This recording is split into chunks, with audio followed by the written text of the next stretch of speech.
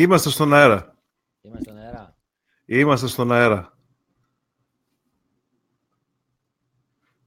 Καλημέρα από Βοστόνη. Καλημέρα από τη σελίδα Σεραφείμ, μ' ακούς? Ακούω πολύ καλά, ναι.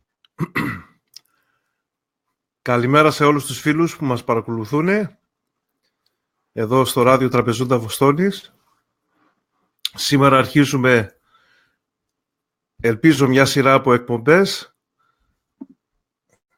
με καλεσμένους που τιμάνε την ποντιακή παράδοση. Και σήμερα έχουμε μαζί μας το φίλο από τη Θεσσαλονίκη, το Σεραφείμ το Μαρμαρίδη, και είναι μεγάλη μας τιμή που βρίσκεται σήμερα μαζί μας και τον καλωσορίζω. Καλημέρα από την παγωμένη Βοστόνη, φίλε μου. Καλησπέρα από την εξίσου παγωμένη Θεσσαλονίκη, φίλε Γιάννη. Η τιμή είναι όλη δική μου για την πρόσκληση και ελπίζω να έχουμε μια πολύ ωραία κουβέντα και μια ωραία εκπομπή. Σίγουρα θα έχουμε και τα δύο, αφού είμαστε παρέα. Να πούμε στον κόσμο ότι η μετάδοση σήμερα είναι όχι δοκιμαστική θα έλεγα. Για πρώτη φορά προσπαθώ με αυτόν τον τρόπο να βγω στον αέρα. Θα ήθελα να μας πείτε, εσείς που μας ακούτε, αν μας ακούτε καλά, αν μας βλέπετε καλά, πώς είναι γενικά οι ρυθμίσεις και φυσικά τα σχόλια σας, θετικές και αρνητικές.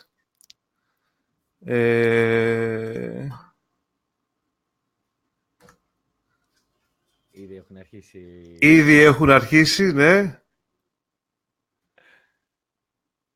Ο Λάμπης ο Τζαγαλίδης. Καλησπέρα, Λάμπικο. Καλημέρα από Βοστόνη, Λάμπη. Δεν ακούγεσαι καλά, λέει. Ανέβασε λίγο την ένταση, λέει, του Σεραφείμ. Γίνεται... Μπορείς να ανεβάσεις την ένταση από τον υπολογιστή σου.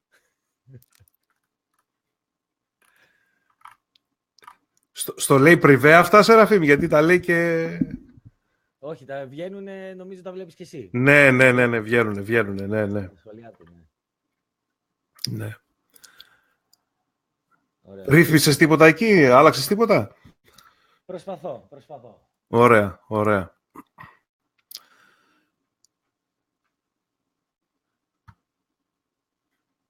Λάμπη, να μας πεις κιόλας αν μας βλέπεις καλά, αν μας ακούς λίγο καλύτερα, αφού προσπαθεί ο κύριος Μπαρμπαρίδης να ελέγξει εκεί το κέντρο ήχου.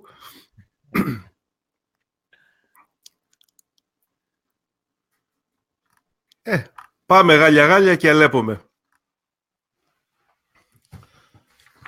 Πες μου, φίλε μου Σεραφείμ, ντόινετε εκεί στην Ελλάδα? Καλά λέμε. Όταν και ισογρασεύουμε, ό,τι μπορούμε φτάμε. Εδώ στη Θεσσαλονίκη συνδεόμαστε, να πούμε την καλησπέρα μας σε όλους τους ποντίους και τη διασποράς και σε όλους τους ποντίους που μας ακούνε από την Ελλάδα. Εύχομαι να μπορέσουμε και με τις ρυθμίσεις να είμαστε, γιατί είναι η πρώτη προσπάθεια μέσω του Be Live, όπως είπες, να ξεπεράσουμε ό,τι πρόβλημα υπάρχει, να βγει καλά και ο ήχος μας, μια και η εικόνα, όπως μας λέει ο φίλος ο Λάμπης, είναι πολύ καλή. Αλλιώς θα περάξουμε πάλι τις ρυθμίσεις. Στην πορεία θα δούμε τι θα αντιμετωπίσουμε. Αφού έχουμε καλή εικόνα και λάμπουμε και οι δύο για πολλούς και ευνόητους λόγους, δεν θα το αναλύσω, με καταλαβαίνεις, πιστεύω. Θα βρούμε την άκρη. Εγώ να σε ευχαριστήσω που δέχτηκες στο κάλεσμά μου. Να πω δημόσια ότι με το Σεραφείμ μιλάμε πάρα πολλά χρόνια. Δεν θυμάμαι πόσα χρόνια ακριβώς, από τότε που ανακαλύψαμε ο ένας τον άλλον και τα είπαμε λίγο διαδικτυακά. Δυστυχώς δεν έχουμε βρεθεί ακόμα προσωπικά, παρά τις προσπάθειές μας, έτσι. Και όμως ακόμα δεν έχουμε βρεθεί, ναι. Θα γίνει και αυτό κάποια στιγμή, αυτό είναι σίγουρο. Αλλά έχουμε και κοινούς γνωστούς, θα τα πούμε όλα στην πορεία, και πιστεύω και την ίδια αγάπη για την ποντιακή μουσική παράδοση, το οποίο φαίνεται έντονα στο Σεραφείμ, οπωσδήποτε. Και μου φαίνεται έτσι λίγο παράξενο το όλο θέμα του διαδικτύου, πως μπορείς με έναν άνθρωπο, χωρίς να τον έχεις γνωρίσει προσωπικά, χωρίς να έχεις κάτσει να πεις 5-10 κουβέντες μαζί του, σε προσωπική επαφή, να έχεις αυτό το δέσιμο και το δεσμό για πολλούς και διάφορους λόγους. Και πάλι σε ευχαριστώ που βρίσκεσαι εδώ, Σεραφείμ. Εγώ ευχαριστώ και είναι πραγματικά φοβερό να μην έχεις βρεθεί με κάποιον και παρόλα αυτά να έχει ήδη δημιουργηθεί αυτή η σχέση.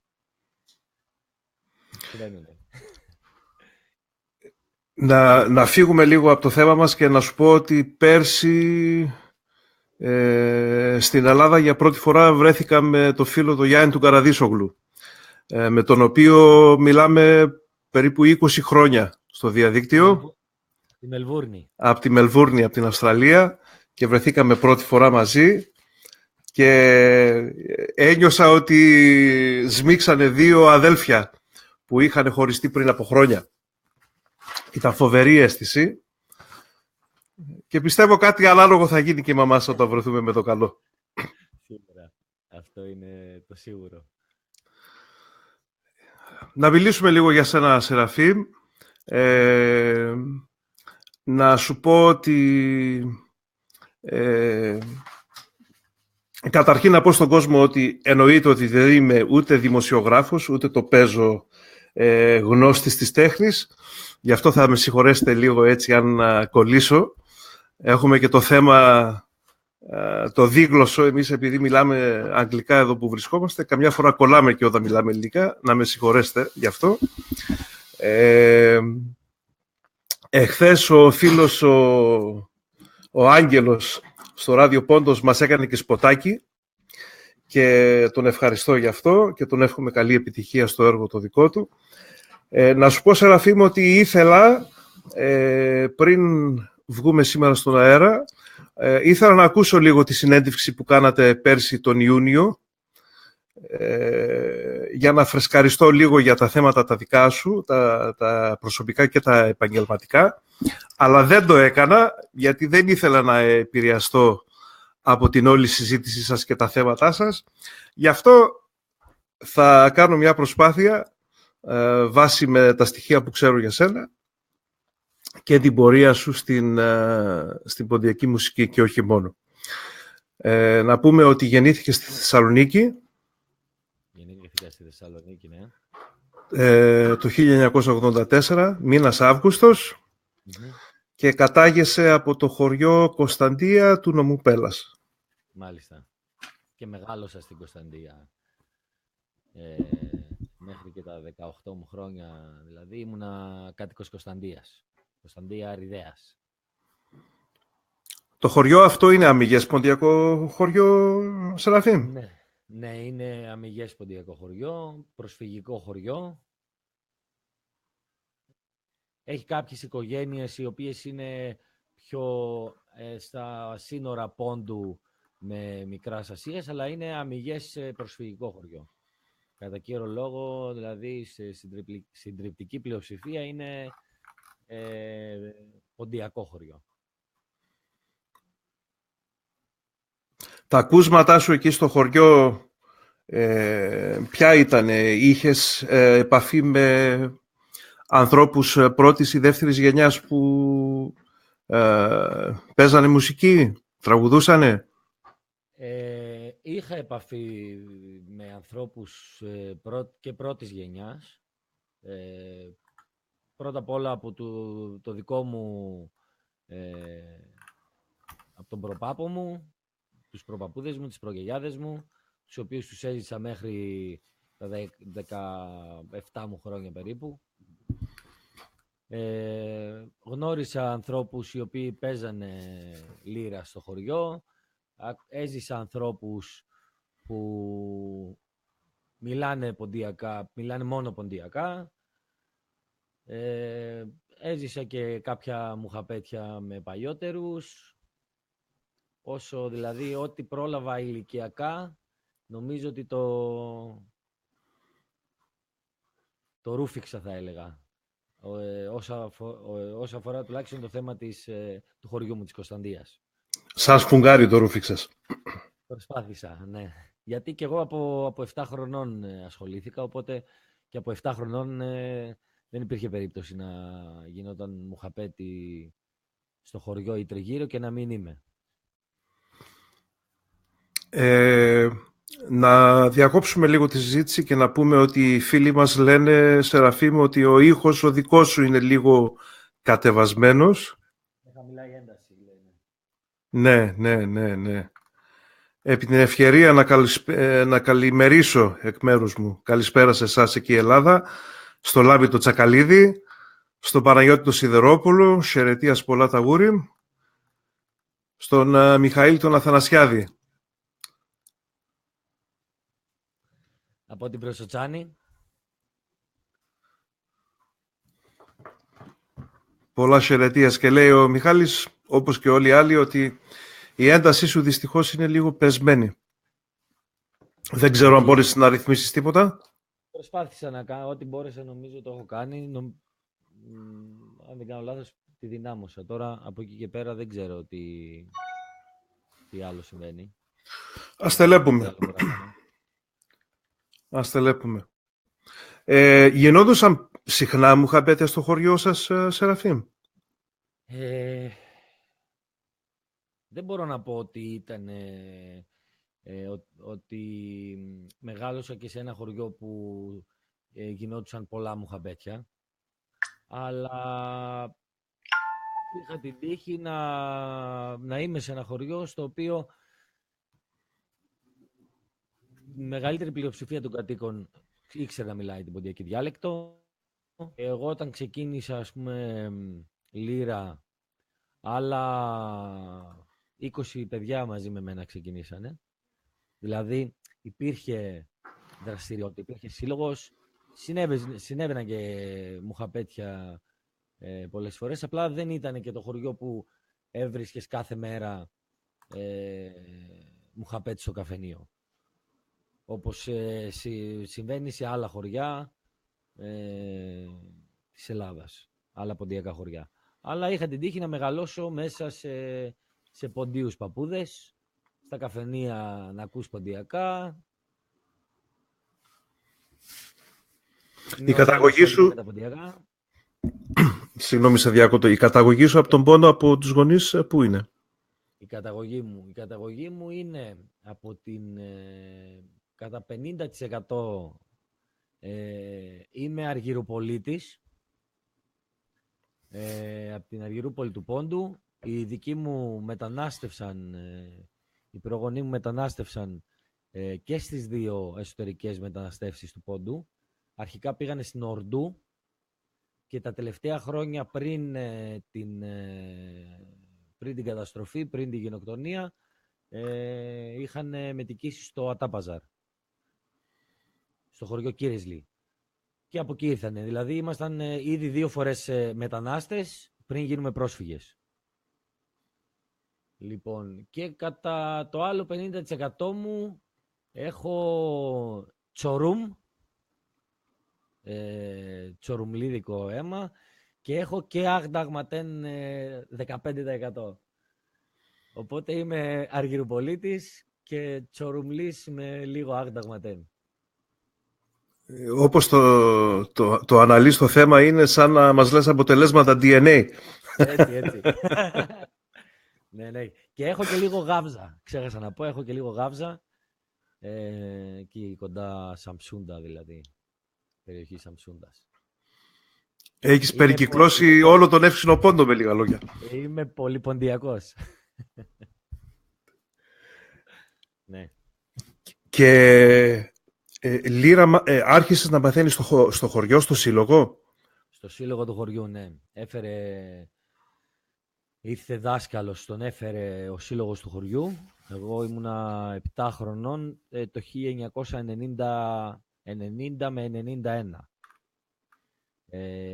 Ξεκινήσαμε πολλά άτομα μαζί. Είχε φέρει τότε τον Παπαδόπουλος Κώστας, λεγόταν ο πρώτος δάσκαλος.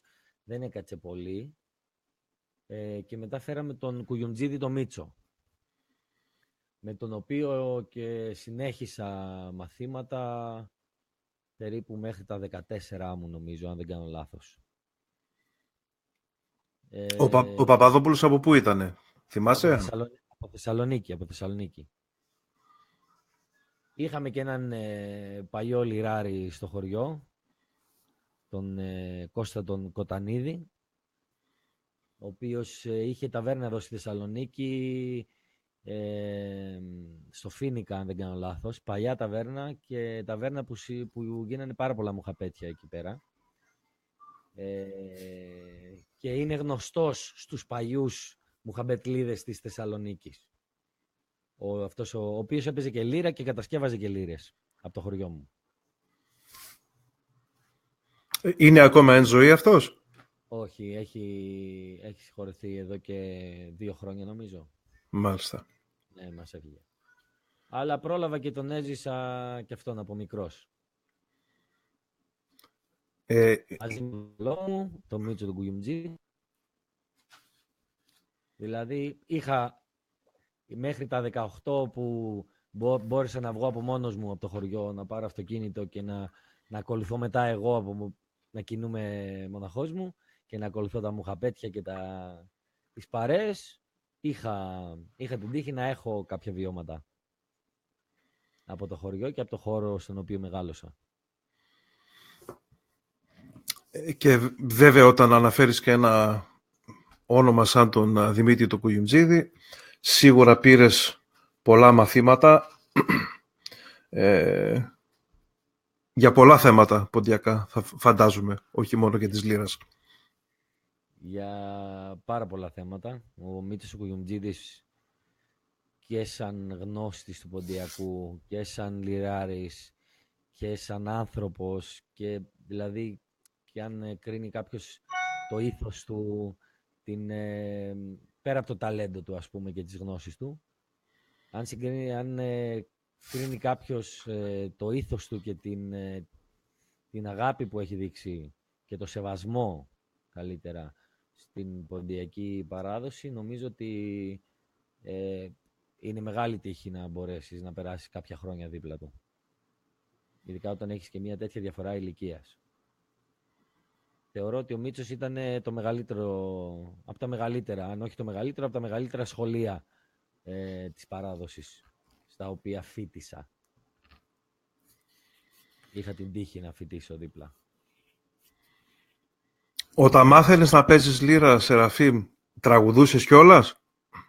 Ναι, τραγουδούσα από την πρώτη στιγμή που άρχισα να μαθαίνω λύρα.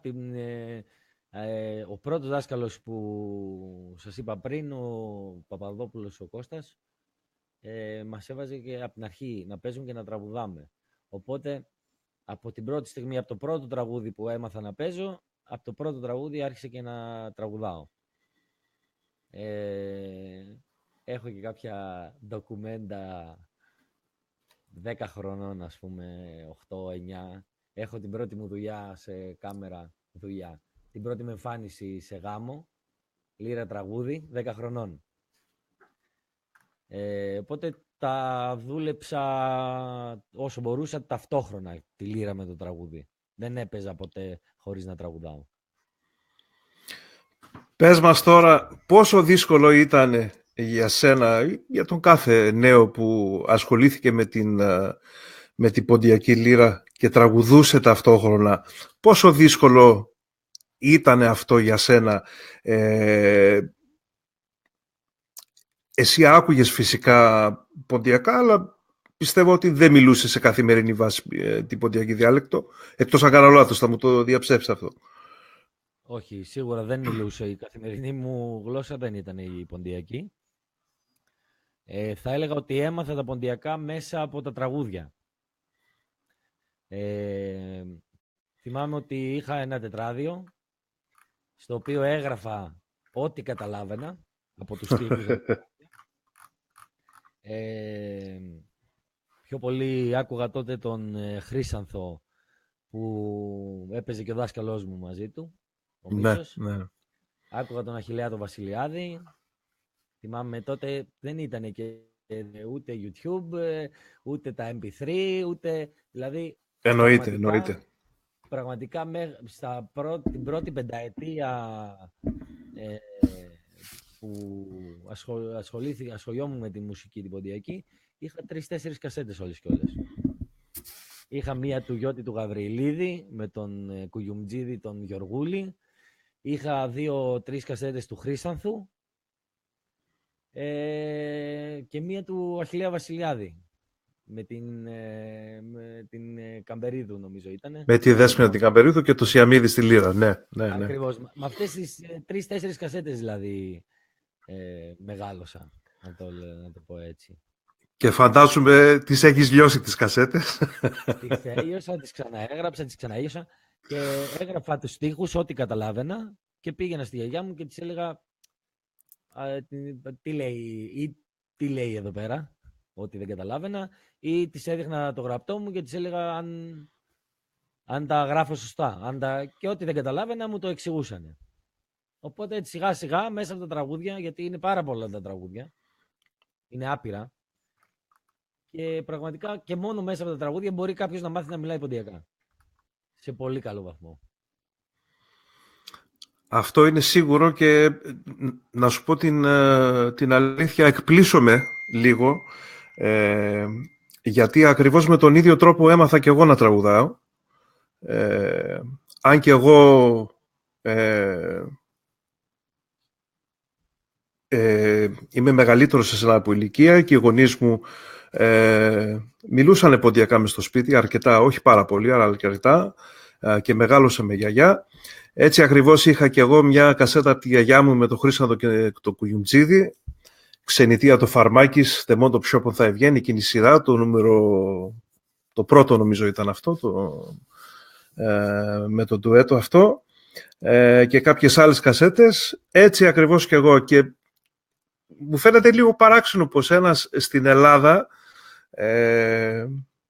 θα έκανε με τον ίδιο τρόπο. Ναι. Κι όμως, γιατί και στην Ελλάδα, μην ξεχνάς, μιλάμε νεοελληνικά στην καθημερινότητά μας, δεν μιλάμε ποντιακά. Εντάξει, δεν μιλάτε, αλλά θα πίστευα ότι θα είχατε πιο πολλές γνώσεις για τα ποντιακά, επειδή ζείτε στην Ελλάδα. Δεν ξέρω αν με καταλαβαίνεις. Η διαφορά είναι ότι έξω στο χωριό, δηλαδή άκουγες τους παππούδες, στα καφενεία, μιλούσαν όλοι ποντιακά. Αυτή είναι η διαφορά. Ναι, βέβαια, ναι. Τα παιδιά μεταξύ μας δεν μιλήσαμε ποτέ ποντιακά.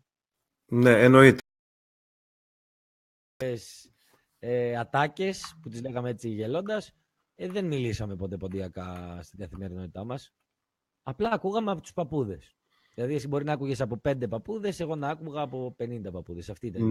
Ναι. Επειδή ήσουν στο χωριό, βέβαια. Απλά, ναι, αυτή είναι η διαφορά. Αλλά η καθημερινότητα εξακολουθούσε να κυλάει με μία γλώσσα, εντάξει, παρεμφερή, αλλά όχι 100% ίδια. Να κάνουμε μια παύση και να πούμε καλημέρα και καλησπέρα σε όλους τους φίλους που μας ακούνε. Το Δημήτρη τον Παπαδημητρίου που είναι από την Φλόριντα και τα διαγωνίσματα παραδοσιακών χωρών εκεί που γίνεται στο HDF. Καλημέρα Δημήτρη, καλημέρα στον φίλο τον Κώστα τον Ζαπουνίδη που μας ακούει και στη Σοφία Ντιβαλάνδου που μας ακούει από Γερμανία. Χαιρετίας σε όλα τα παιδεία. Να μας πούνε και οι φίλοι αν ακουγόμαστε καθόλου καλύτερα. Εγώ προσπάθησα λίγο το μικρόφωνο να το τραβήξω, γιατί ίσως να ακούγεται λίγο δυνατά και να σε σκεπάζει, Σεραφείμ. Ναι, ίσως αυτό, ναι. Ίσως αν, επειδή δεν κατάφερα να το δυναμώσω πολύ, το δικό μου, ίσως αν χαμήλωνες, αν μπορούσες εσύ να χαμηλώσεις το δικό σου, ώστε οι ακροατές να δυναμώσουν τα ηχεία τους και να είμαστε κάπως ζυγισμένα. Ναι. Μόνο αυτό έτσι μπορεί να γίνει προς στιγμή, αυτό μπορούμε να κάνουμε. Την άκρη θα τη βρούμε, πιστεύω. Την άκρη θα τη βρούμε. Λοιπόν, αρχίζεις και μαθαίνεις λύρα, τραγουδάς. Σε εκδήλωση πότε, στα 10 σου ήταν η πρώτη σου εκδήλωση που είχες εμφανιστεί? Στα 10 μου, ναι, στα 10 μου έπαιξα στον πρώτο μου γάμο. Το οποίο έχω την τύχη να το έχω και σε κάμερα. Λύρα, τραγούδι. Πρόγραμμα κανονικά. Δηλαδή βγήκε ο γάμος ο κόσμος να χορεύει και τα λοιπά. Μετά από 3 χρόνια από τη στιγμή που ξεκίνησα να παίζω, τότε δεν είναι μόνο, Γιάννη, δεν είναι μόνο ότι δεν είχες YouTube, δεν είχες CD, δεν είχαν βγει όλα αυτά. Δεν είναι μόνο αυτό, είναι ότι δεν υπήρχε και αυτή, δηλαδή να ξέρουν και οι πιο μικροί, οι οποίοι συνάδελφοι, οι οποίοι ξεκινάνε τώρα ή έχουν ξεκινήσει εδώ και λίγα χρόνια, ότι τότε δεν υπήρχε αυτός ο αναβρασμός. Σήμερα μπορείς να ακούσεις ποντιακά παντού, μπορείς να δεις μουχαμπέτια παντού, δηλαδή, εντάξει, είχαμε κάποια προτερήματα, δηλαδή τότε ανθρώπους πρώτης γενιάς, αλλά είχαμε και κάποια μειονεκτήματα. Όπως, δηλαδή, δεν μπορούσες να βρεις τόσα μουχαμπέτια, δεν έβρισκες. Σήμερα στη Θεσσαλονίκη, σχεδόν κάθε μέρα μπορείς να πας κάπου να ακούσεις ποντιακά. Αυτό το πράγμα και αυτή την τριβή ήταν δύσκολο. Δηλαδή, τότε έδινε αγώνα κάποιος για να μάθει. Σήμερα μπαίνεις στο YouTube, γράφεις ποιον θέλεις να ακούσεις. Θες να ακούσεις τον Γόγο, θες να ακούσεις τον Αϊβάζ, γράφεις το όνομά του και σου βγάζει και ακούς. Τότε δεν υπήρχαν όλα αυτά. Είχαμε 3 κασέτες, 2 κασέτες, 5 κασέτες και αυτό. Ήταν δηλαδή πιο δύσκολη η τριβή τότε. Να σου πω όμως και από την άλλη πλευρά, Σεραφείμ, ότι όπως και εσύ αυτές τις κασέτες που είχες και τις έλειωσες, και εγώ το ίδιο, έτσι, παρατηρώ σήμερα με όλη αυτή την τεχνολογία που μπορούμε να ακούμε ό,τι θέλουμε και όποτε θέλουμε, έχει καταντήσει λίγο σούπα η υπόθεση. Δηλαδή, έχεις τόσες πολλές επιλογές, τόσο μεγάλο αρχείο μπορεί να κάνει κάποιος, μόνο και μόνο από το YouTube, έτσι.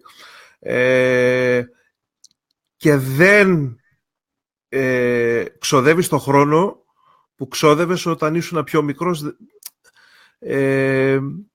Παραδείγματος χάρη, να σου δώσω και ένα άλλο παράδειγμα που θέλω να σου πω. Στην τηλεόραση παλιά, στην ελληνική τηλεόραση εννοώ, σπάνια να έβλεπες κάποιο αφιέρωμα με ποντιακή μουσική. Σήμερα, σε όποιο κανάλι και να γυρίσεις, σε όποιο πρόγραμμα για ρεβεγιόν, έχει και το ποντιακό το κομμάτι μέσα. Έχει εξαπλωθεί το θέμα όλο. Σίγουρα. Και όσο πάει θα εξαπλώνεται κι άλλο. Εγώ αυτό το βλέπω θετικό. Το βλέπω θετικό. Αν και όλες οι παρουσίες σίγουρα δεν είναι παραδοσιακές. Αν και όλα τα τραγούδια που ακούγονται δεν είναι παραδοσιακά και είναι εντός εισαγωγικών νεοποντιακά που λέμε. Εγώ πάλι αυτό το βλέπω σαν θετικό. Σίγουρα είναι θετικό. Σίγουρα. Το να ακούγεται το ποντιακό στοιχείο στα μήκη και στα βλάτη της Ελλάδας αρχικά και του κόσμου, κατά επέκταση, είναι πολύ θετικό. Από εκεί και πέρα, βέβαια, δεν πάβει να χρειάζεται προσοχή στο πώς πλασάρουμε και τι δείχνουμε από την εικόνα μας.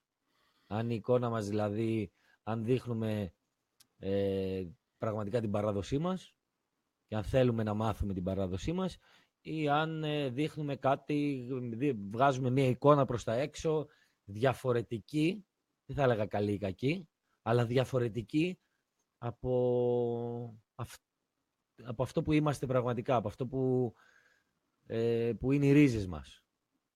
Αλλά σίγουρα είναι καλό το να, όσο περνάνε τα χρόνια, βλέπουμε ότι, όπως είπες και εσύ, ότι ακούμε ποντιακά παντού πλέον. Σε Eurovision ακούμε λύρα, στα κανάλια, σε όλα τα κανάλια ακούμε ποντιακά 3 την ώρα. Είναι θετικό, σίγουρα είναι θετικό. Βέβαια όλοι δεν θα συμφωνήσουν μαζί μας. Θα πούνε ότι... Και δεν χρειάζεται να συμφωνήσουν και όλοι μαζί μας. Εννοείται. Είναι μια συζήτηση που την κάνουμε πάντα, πιστεύω. Όλοι εμείς που είμαστε πορωμένοι και τρελαμένοι με τη μουσική μας, είναι μια συζήτηση που την κάνουμε πάντα. Ακούμε, διαφωνούμε, ακούμε διάφορες απόψεις από παλαιότερους, από νεότερους και ζούμε με αυτόν τον τρόπο. Πόντι είμαστε, άμα δεν διαφωνούμε κιόλας, δεν γίνεται. Ναι. Τα ξέρουμε πολύ καλά ότι είναι λίγο στο DNA μας και η τριβή αυτή και με τους τσακωμούς, με τις έτσι, αλλά νομίζω ότι έτσι πηγαίνουμε μπροστά. Δηλαδή όσο υπάρχει τριβή και διαφωνία, έτσι πηγαίνουμε μπροστά και έτσι μαθαίνουμε ο ένας από τον άλλον. Το θέμα είναι, αυτό είναι σίγουρο, ναι. Απλά θεωρώ ότι το βασικότερο θέμα είναι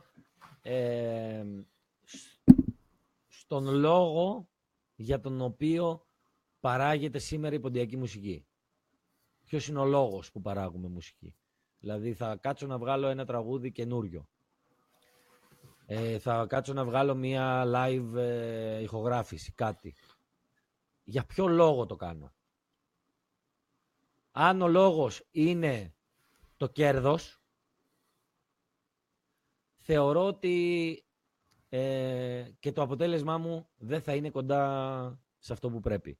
Δηλαδή, αν ο λόγος για τον οποίο παράγω μουσική είναι να γίνω γνωστός ή να βγάλω περισσότερα χρήματα σαν μουσικός, αυτό καθιστά την ίδια μου τη μουσική εμπόρευμα. Ναι, να πούμε ότι αν είναι ο μοναδικός λόγος που το κάνεις όμως, Σεραφείμ. Έτσι, αν είναι ο κυριότερος λόγος, θα έλεγα εγώ. Αν ο κυριότερος λόγος είναι αυτός, γιατί προφανώς όταν είσαι επαγγελματίας μουσικός, παίζεις και για τα προστοζήν, δεν το συζητάμε αυτό. Αλλά αν ο βασικότερος λόγος για τον οποίο παράγεις μουσική είναι το να γίνεις popular, που λέτε κι εσείς, νομίζω ότι το αποτέλεσμα θα είναι δεν θα είναι τόσο καλό. Γιατί για να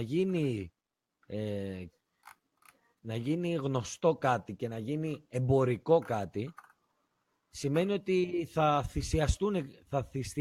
θυσιαστούν κάποια πράγματα στο βωμό του κέρδους και στο βωμό της φήμης. Το να γίνεις διάσημος ή το να κερδίσεις παραπάνω χρήματα. Αν όμως, η άποψή μου είναι αυτή, αν ο λόγος για τον οποίο παράγεις μουσική και ασχολείσαι με τη μουσική είναι για να ανακαλύψεις πρώτα εσύ ποια είναι η ρίζα σου και κατ' επέκταση να το μεταλαμπαδεύσεις και αυτό το πράγμα, να το κοινωνήσεις στους νεότερους, νομίζω ότι δεν μπορείς να κάνεις και πολλά λάθη. Δηλαδή και λάθη αν τα κάνεις θα είναι λόγω απροσεξίας και θα είναι λίγα αυτά. Αν δηλαδή κάνεις μουσική, παράγεις μουσική με στόχο να στηρίξεις την μουσική του τόπου σου, δηλαδή βρίσκεις ένα καινούριο σκοπό. Το τελευταίο τραγούδι που έβγαλα, ας το πούμε, που ηχογράφησα, όχι έβγαλα, που ηχογράφησα, η μουσική είναι παραδοσιακή. Το Σάνταμ η εμμορφία σου. Η μουσική είναι παραδοσιακή. Είναι ένας σκοπός τον οποίο δεν τον άκουσα πουθενά. Να σε μια κασέτα να τον παίζει ο Γόγος, ο Πατριάρχης, και να τον τραγουδάει ο Λάμπης ο Εφρεμίδης. σαν μελωδία. Αυτός ο σκοπός ήξερα από την αρχή ότι δεν πρόκειται να γίνει εμπορικός. Είναι ένα επιτραπέζιο για τα αυτιά πολλών ακροατών σήμερα. Θα έλεγα λίγο βαρύ, ίσως. Τέλος πάντων, δεν ενδείκνυται για να γίνει σουξέ, ας το πω έτσι. Παρ' όλα αυτά, όχι απλά το κοίταξα να το ηχογραφήσω, αλλά το δούλευα και σχεδόν επί ένα χρόνο, για να το βγάλω όσο καλύτερα μπορώ. Δηλαδή, θέλω να πω ότι πρέπει ο σκοπός μας να είναι αυτός, να είναι το να σκάψουμε και να βρούμε ποιοι είμαστε, ποιο είναι το χρώμα μας, να μην... Γιατί, ναι, λέμε η εξέλιξη είναι καλό πράγμα. Η εξέλιξη είναι καλό πράγμα, αλλά η μετάλλαξη είναι κακό. Δηλαδή να εξελισσόμαστε, αλλά να μην χάνουμε τα βασικά μας στοιχεία. Να μην καταλήξουμε δηλαδή σε λίγα χρόνια να μην έχουμε διαφορά από τα νησιώτικα ή από τα μπουζούκια ή από τα... δεν ξέρω εγώ οποιαδήποτε άλλη μουσική. Να έχουμε την ταυτότητά μας. Να ακούει κάποιος τη μουσική μας και μετά από 50 χρόνια να λέει «Α, αυτό είναι ποντιακό». Όχι απλά παίζεται με ποντιακή λύρα, αλλά είναι ποντιακό. Αυτό πιστεύω. Πολύ ωραία τα είπες, Σεραφείμ. Συμφωνώ μαζί σου. Και νομίζω, ναι. Και να κλείσω την τέτοια μου αυτό, ότι την αποκλειστική σχεδόν ευθύνη, το ευθύνη δεν το λέω με την κακή έννοια, η ευθύνη είναι καλό πράγμα, την αποκλειστική ευθύνη είτε για οτιδήποτε θετικό, είτε για οτιδήποτε αρνητικό, και πιστεύω ότι οι καλλιτέχνες είναι αυτοί που θα πρέπει να είμαστε όσο γίνεται πιο προσεκτικοί. Γιατί μιλάμε για μια μουσική παράδοση. Δεν μιλάμε απλά για μια μουσική. Μιλάμε για μια μουσική παράδοση.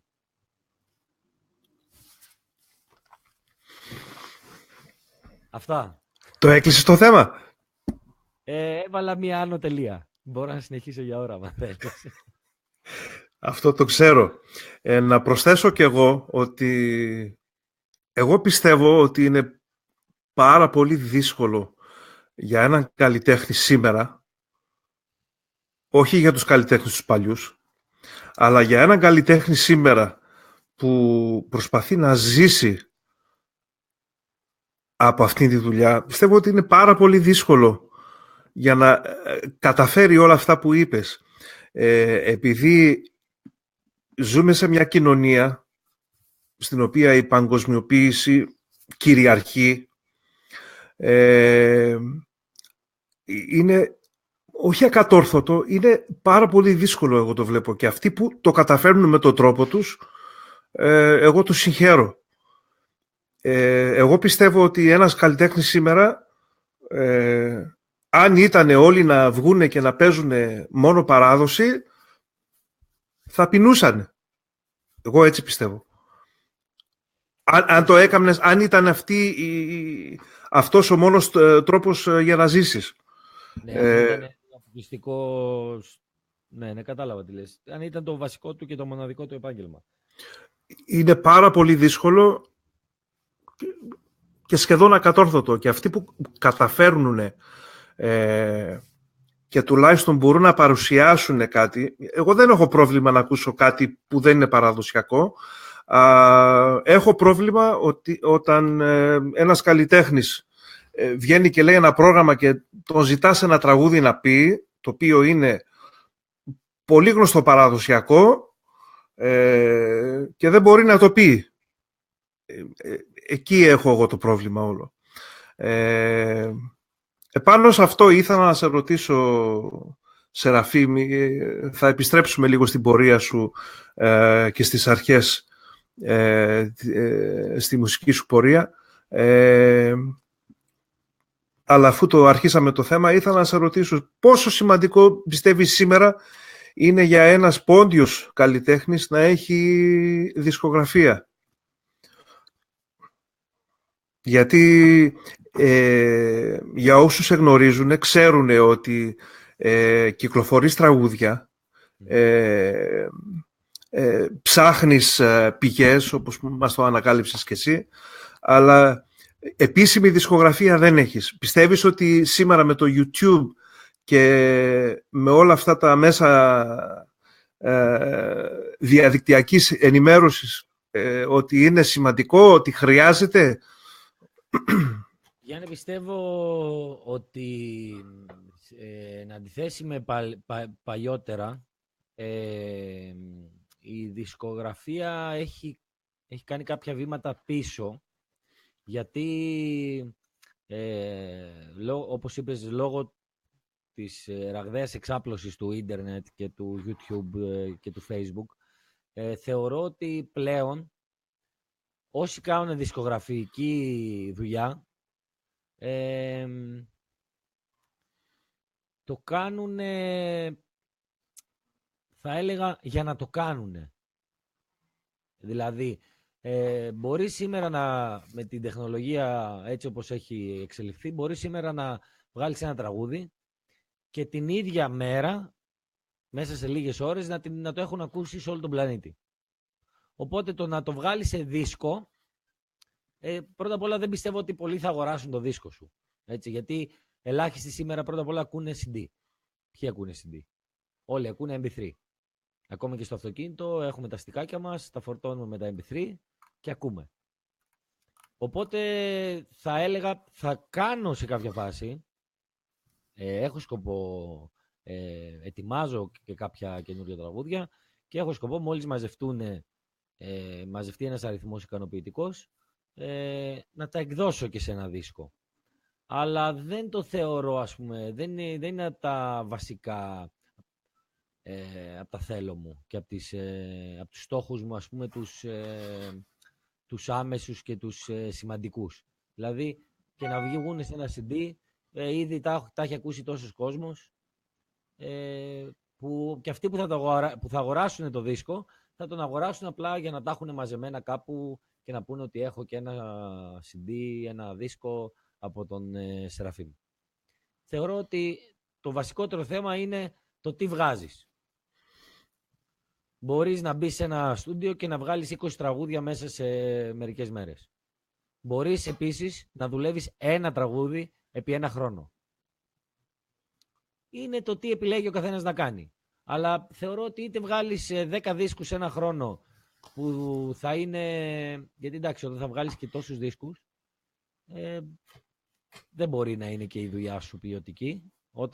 Όσο περισσότερο κοιτάς να παράγεις απλά, τόσο μειώνεται και η ποιότητά σου. Εγώ δεν σου μιλάω για την εμπορικότητα. Ναι, κατάλαβα τι λες. Εγώ το πήγα εκεί πέρα. Απλά δεν σωστό και αυτό. Δεν θεωρώ ότι είναι τόσο σημαντικό το να βγει στη δισκογραφία. Λόγω της τεχνολογίας, έτσι. Ακριβώς, λόγω της τεχνολογίας. Κάποτε ακούγαμε μουσική μόνο μέσω των δίσκων. Έβγαζε κάποιος δίσκο και το ακούγαμε. Αν δεν έβγαζε δίσκο, δεν τον ήξερε κανένας. Έτσι ακριβώς. Πλέον υπάρχουν, ας πούμε, πολλά μέσα για να σε ακούσει κάποιος. Οπότε είναι δευτερεύον. Δεν είναι ασήμαντο, αλλά το θεωρώ δευτερεύον. Σε αυτό το σημείο θα ήθελες να συνεχίσουμε την κουβέντα μας ή θα ήθελες να μας έπαιζες κανένα σκοπό? Ό,τι θέλετε. Εσύ ό,τι θέλεις, ευχαρίστως. Εγώ θα έλεγα ότι έτσι ένα σκοπό να ακούγαμε να κόψει λίγο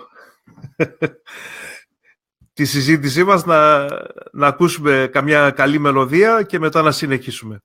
Ένα μουσικό διάλειμμα. Ένα μουσικό διάλειμμα, ναι. Πριν τις διαφημίσεις. Έτσι.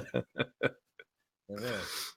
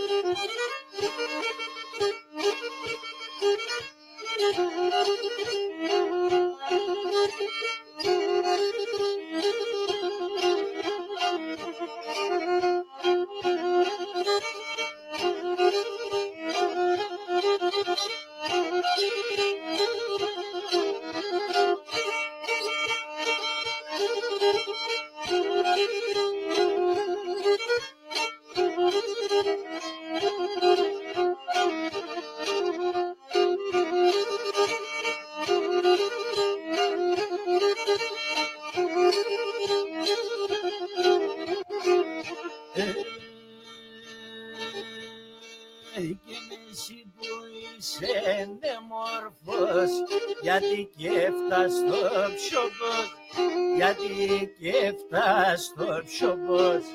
Εσύ που είσαι νεμόρφος, γιατί και φτάς στο ψωμός, γιατί και φτάς στο ψωμός. Καίνονται σπάσουν παραδείσων, χαζιρνά ενώ το πώς, χαζιρνά ενώ το πώς. Όντε σπάσουν παραδείσων, χαζιρνά ενώ το πώς. Παναγιάμ, Παναγιάμ.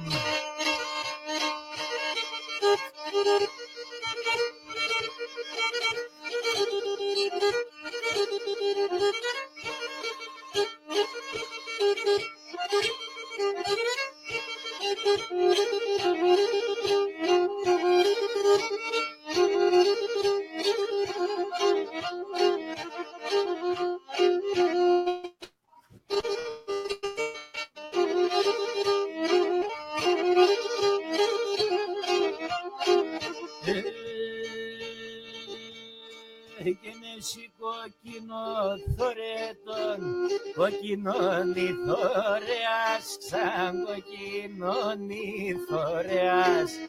Εσύ κόκκινο θωρέτον, κόκκινον θωρεάς, κόκκινον θωρεάς.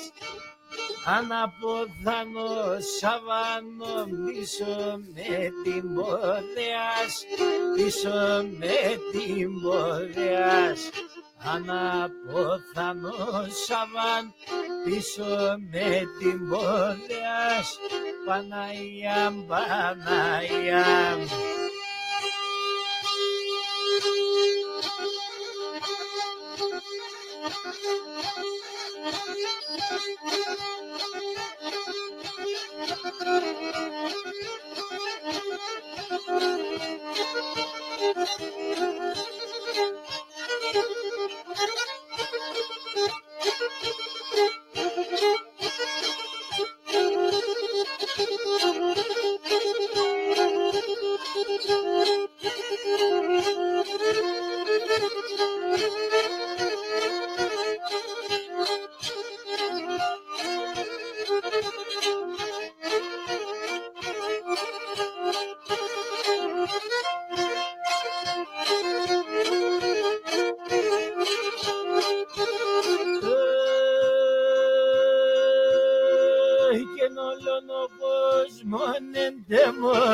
Εσένον εσέλεπω, όλον ο κόσμον εντέμον, εσένον εσέλεπω.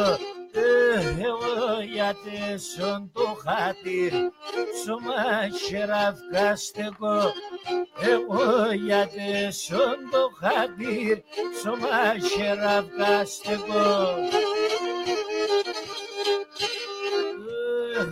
Έτσι πως εγκάλλωνε, σύμπεν καλό πως άλλωνε.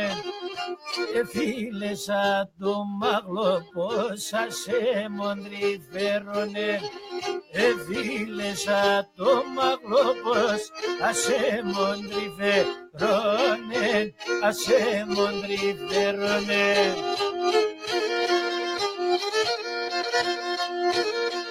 Γεια σου Γιάννη.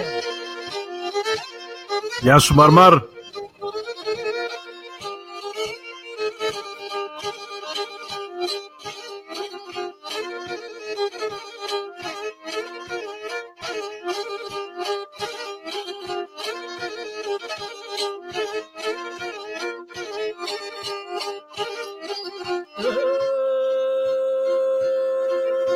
Sabudaram da çapulas, sabunadam da mişte.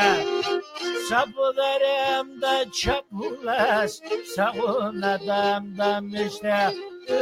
Να σαν εκείνον που δεν φτάει με τέσσερι μπονέστα.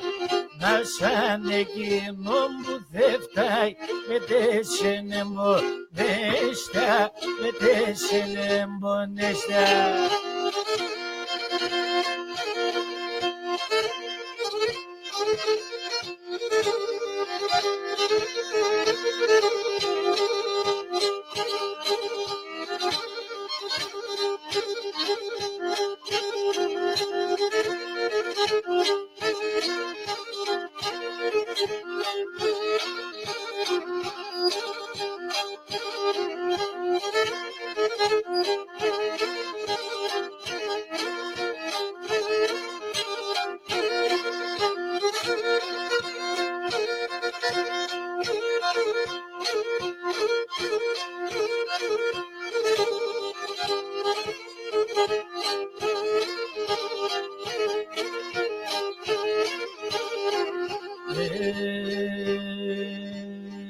Και σε μέγγι πρέπει να τραγωδώ, ράκι κρασί να πίνω, ράκι κρασί να πίνω. Σου Μαρμαρίδη.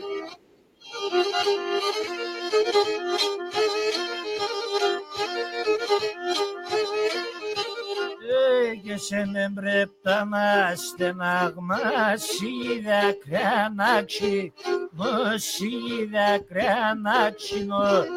Σε με πρέπει να στενάγμα, σίδα κρανάξινο, σίδα κρανάξινο.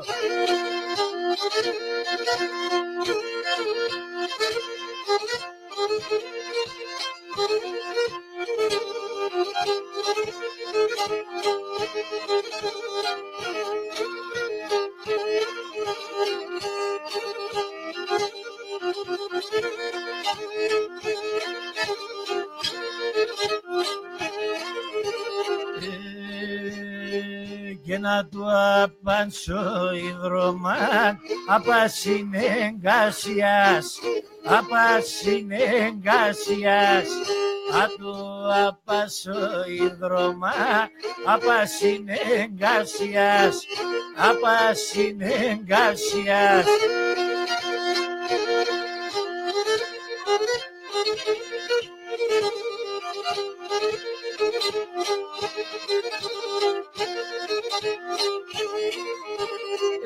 Και ένα φίλεμα να θεκώ, σώσον την καρδιάς, σώσον την καρδιάς. Ένα φίλεμα να θεκώ, σώσον την καρδιάς, σώσον την καρδιάς.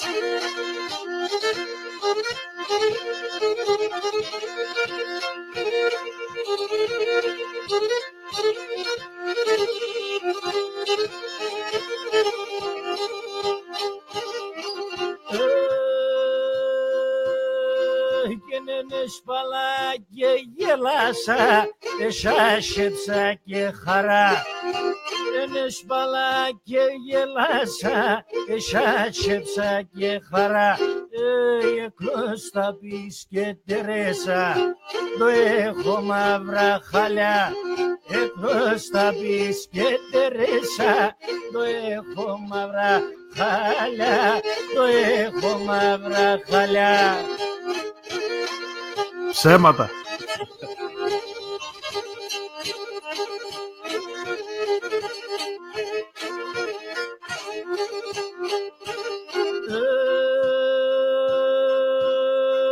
Και το μαχαιρόποντι στο μον ακόνεμενον καμά.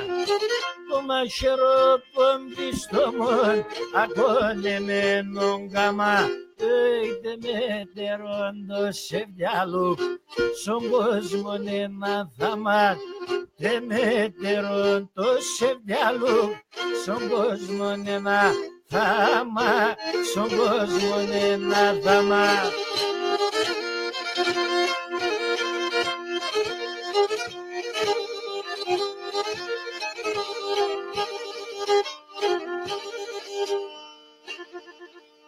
Γεια σου Γιάννη. Γεια σου Σεραφείμ Μαρμαρίδη με δικαιμετζές. Με πολύ αγάπη.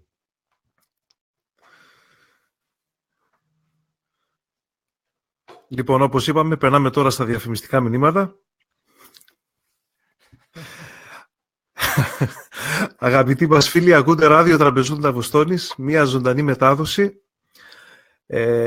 Σύνδεση Βοστόνη Θεσσαλονίκη, Αμερική, Ελλάδα, αλλά όπως καταλάβατε, πόντος παντού, με τον φίλο μας τον Σεραφείμ τον Μαρμαρίδη.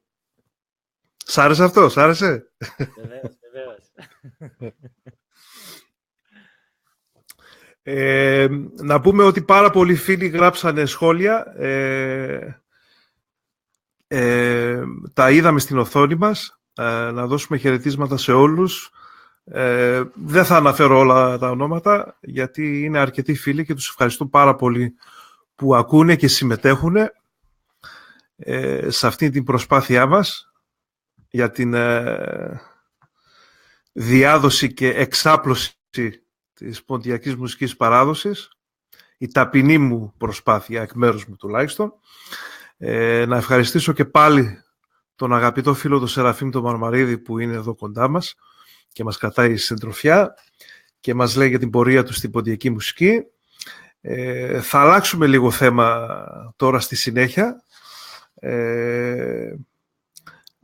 Πριν συνεχίσουμε, θα ήθελα ιδιαίτερα να σου δώσω χαιρετίσματα από τους χωριανούς σου και τους πατριώτες σου εδώ, τους Μουρατιδαίους, οι οποίοι μας ακούνε. Γράψανε κιόλας, δεν ξέρω αν το πρόσεξες την ώρα που έπαιζες. Ναι. Την αγάπη μου και τα χαιρετίσματά μου, και θα τα πούμε σύντομα από κοντά. Πρώτα ο Θεός, πρώτα ο Θεός. Θα τα πούμε από κοντά. Διαβάζοντας, Σεραφείμ, στο βιογραφικό σου, να πούμε ότι ο Σεραφείμ Μαρμαρίδης έχει και σελίδα στο Facebook, όσοι θέλουν να το επισκεφτούν και να ακούσουν τα πολύ ωραία κομμάτια από το YouTube και από άλλες εκδηλώσεις που έχει παραβρεθεί ο Σεραφείμ. Μπορούν να επισκεφτούν εκεί τη σελίδα. Και διαβάζοντας εκεί, Σεραφείμ, βλέπω ότι σε ηλικία 14 ετών ξεκίνησες τις σπουδές σου στο πιάνο, στην ορθοφωνία και στη βυζαντινή μουσική. Και ότι είσαι απόφοιτος του τμήματος λαϊκής και παραδοσιακής μουσικής, με ειδίκευση στο βιολί. Ακριβώς. Τώρα θα μας εξηγήσεις τώρα πως ένας άνθρωπος με τέτοια στοιχεία στο βιογραφικό του, έτσι, ορθοφωνία και βυζαντινή μουσική, το καταλαβαίνω, είναι τιμή σου, πιστεύω, που ακολούθησες και σπούδασες βυζαντινή μουσική. Το θεωρώ απαραίτητο για κάθε τραγουδιστή προπάντως στα ποντιακά, έτσι, και σε κάθε είδος παραδοσιακής μουσικής, θα έλεγα. Τώρα, πώς έκανες σπουδές στο πιάνο και στο βιολί και κατάληξες να είσαι και μετζετζής και τουλουμτζής? Αυτό θα μας το εξηγήσεις στην πορεία. Κοίταξε, τουλουμτζής, όχι τουλουμτζής, και μετζετζής ήμουνα από μικρός. Η πρώτη μου επαφή με τη μουσική ήταν με τη λύρα.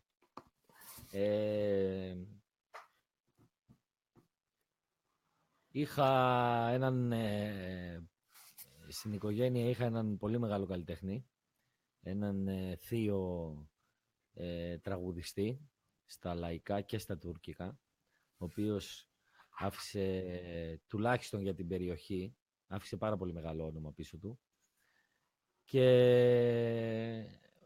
εν ονόματι? Εν ονόματι Καρασαβίδης Λευτέρης. Μάλιστα. Στο νομό Πέλλας το γνωρίζουν και οι Πέτρες, και όχι μόνο, και έξω από αυτόν. Τέλος πάντων, ο θείος μου αυτός με προέτρεψε, και τους γονείς μου κυρίως, γιατί τότε μαθαίναμε λύρα πρακτικά, χωρίς νότες που λένε. Δηλαδή, έπαιζε ο δάσκαλος και ό,τι καταλάβαινες έβγαζες. Σωστά. Προέτρεψε τους γονείς μου το παιδί να μάθει μουσική. Όχι μόνο να παίζει μουσική, να διαβάζει και μουσική. Οπότε να πρότεινε να μάθω πιάνο. Έτσι κι εγώ ξεκίνησα στην Αριδαία, στον γιο ενός εξίσου τεράστιου μουσικού, του Γιώργου του Ουρούμη, ένα από τα μεγαλύτερα κλαρίνα της Ελλάδος. Ο γιος του Γιώργη του Ουρούμη, ο Μίτσος ο Ουρούμης, μου έκανε 6-7 χρόνια μάθημα στο πιάνο. Έτσι λοιπόν μπήκα και σε άλλους μουσικούς κόσμους. Προφανώς και δεν μπήκα για να ασχοληθώ ούτε με την κλασική μουσική σοβαρά, ούτε μπήκα για να γνωρίσω κάποια πράγματα τα οποία θα τα χρειαζόμουν πάνω στην μουσική παράδοση με την οποία ήδη από πολύ μικρή ηλικία είχα αρχίσει να ασχολούμαι. Έτσι έκανα γύρω στα 6-7 χρόνια, συνέχισα τις σπουδές μου στο πιάνο. Βέβαια θυμάμαι χαρακτηριστικά, ερχόταν στο σπίτι ο Μίτσος ο Ουρούμης και μου έκανε ιδιαίτερα στο πιάνο. Θυμάμαι χαρακτηριστικά ότι πολλές φορές όταν παίζαμε, ξέρω εγώ, Μότσαρτ, παίζαμε διάφορα, ξέρω εγώ, Μπαχ, διάφορα τέλος πάντων, του είδους. Και από ένα σημείο και μετά άρχισα λίγο να βαριέμαι εγώ. Κατά τη διάρκεια του μαθήματος τώρα, δηλαδή κάναμε κάποια ώρα στην αρχή, μετά από ένα σημείο και μετά βαριόμουν. Με έβλεπε, καταλάβαινε ο Μίτσος και μου λέγε, έλα εντάξει, μου λέει, μη σε τυραννάω άλλο, πάρ' τη λύρα. Και έπαιρνα τη λύρα, καθόταν και αυτό στο πιάνο, έβαζα και ένα ουίσκι στο δάσκαλο και παίζαμε με τις ώρες. Εντάξει. Δεν θεωρώ ότι ήταν καλή επιλογή. Βέβαια, όπως είπα και πριν, έγινε για να στηρίξει τις γνώσεις μου πάνω στη μουσική και για να μπορέσω να μελετήσω καλύτερα την μουσική με την οποία ήδη ασχολιόμουν για χρόνια, την ποντιακή μουσική. Έτσι και το βιολί πώς προέκυψε. Όταν πήγα στην Άρτα, στο τμήμα Λαϊκής και Παραδοσιακής Μουσικής, δεν υπήρχε ακόμα λύρα στο τμήμα. Μετά από κάποια χρόνια είχε έρθει ο Μιχάλης ο Καγιοτζίδης και δίδασκε λύρα, αλλά όταν εγώ πήγα δεν είχε έρθει ακόμα ο Μιχάλης, οπότε δεν υπήρχε λύρα.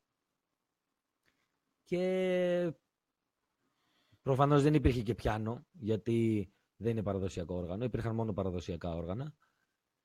Οπότε ήρθα σε αυτή την δύσκολη θέση το να πρέπει να διαλέξω κάτι άλλο. Και ήμουν ανάμεσα στο βιολί, γιατί μοιάζει και με τη λύρα, ας πούμε, είναι τοξωτό όργανο, μοιάζει αρκετά. Και σκεφτόμουν και για σάζι ή για κριτική λύρα. Και συμβουλεύτηκα έναν καθηγητή μου τότε στη σχολή και μου πρότεινε να ασχοληθώ με το βιολί, το οποίο μου άρεσε σαν όργανο να το ακούω, αλλά δεν είχα προσπαθήσει ποτέ να το... Και έτσι κατέληξα με πτυχίο βιολιού μετά από μερικά χρόνια. Αλλά πάλι προφανώς και δεν είχα σκοπό να γίνω βιολιτζής. Δηλαδή πήρα το πτυχίο στο βιολί, εμπλούτισα τις γνώσεις μου πάνω στη μουσική, αλλά το βιολί το έχω για μένα. Δηλαδή όταν εγώ θα μερακλώσω, παίρνω και παίζω. Έχω παίξει σε κάποιες συναυλίες, σε κάποιες εκδηλώσεις, αλλά ως εκεί δεν είχα σκοπό να παρατήσω, ας πούμε, τη λύρα για να ασχοληθώ με το βιολί. Η λύρα είναι, δηλαδή από τότε που θυμάμαι τον εαυτό μου, παίζω λύρα και αγγείο. Οπότε αυτά είναι τα όργανα τα δικά μου, είναι αυτά. Λύρα, αγγείο και ποντιακή παράδοση. Πάντως, από ό,τι κατάλαβα, θεωρείς ότι αυτές οι σπουδές και αυτές οι γνώσεις σε αυτά τα όργανα που έκανες, τουλάχιστον το πιάνο σε κλασική μουσική, που είναι εντελώς άλλο είδος μουσικής από αυτή που παίζεις, θεωρείς ότι σε βοήθησε στην πορεία σου? Σίγουρα. Εννοείται. Οποιαδήποτε περαιτέρω γνώση παίρνεις πάνω στη μουσική, σε βοηθάει να καταλάβεις πολύ καλύτερα αυτό που ήδη κάνεις. Το γιατί το κάνεις έτσι και πώς είναι πιο σωστό να το κάνεις.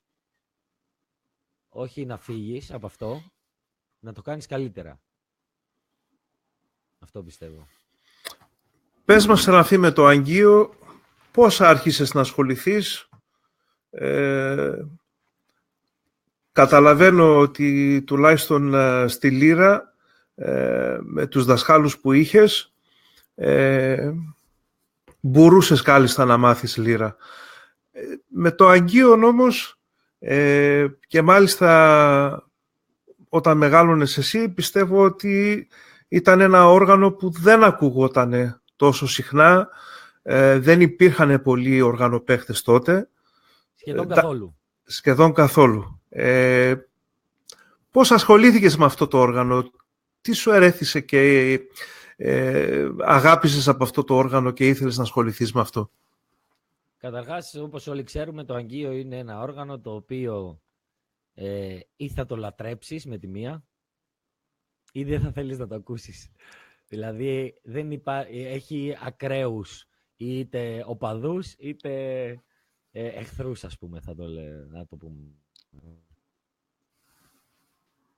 Εγώ όταν άκουσα πρώτα έπαθα μεγάλο σοκ, η αλήθεια είναι. Και για χρόνια προσπαθούσα να βρω ένα αγγείο. Τότε ούτε παίζανε πολύ αγγείο. Δηλαδή παίζανε 2-3 άτομα, βγαίνανε έξω στα πανηγύρια. Δεν υπήρχαν οργανοπαίχτες που να παίζουν αγγείο. Ήταν 2-3, το πολύ να ήταν 4. Και αυτή η αραιά και που αν τους τύχαινες κάπου. Δεν είχε τη διάδοση που έχει σήμερα το αγγείο, που το ξέρουν και οι πέτρες. Και πόσο μάλλον ένας κατασκευαστής. Πού να βρεις κατασκευαστή εκεί τον καιρό να σου πουλήσει αγγείο.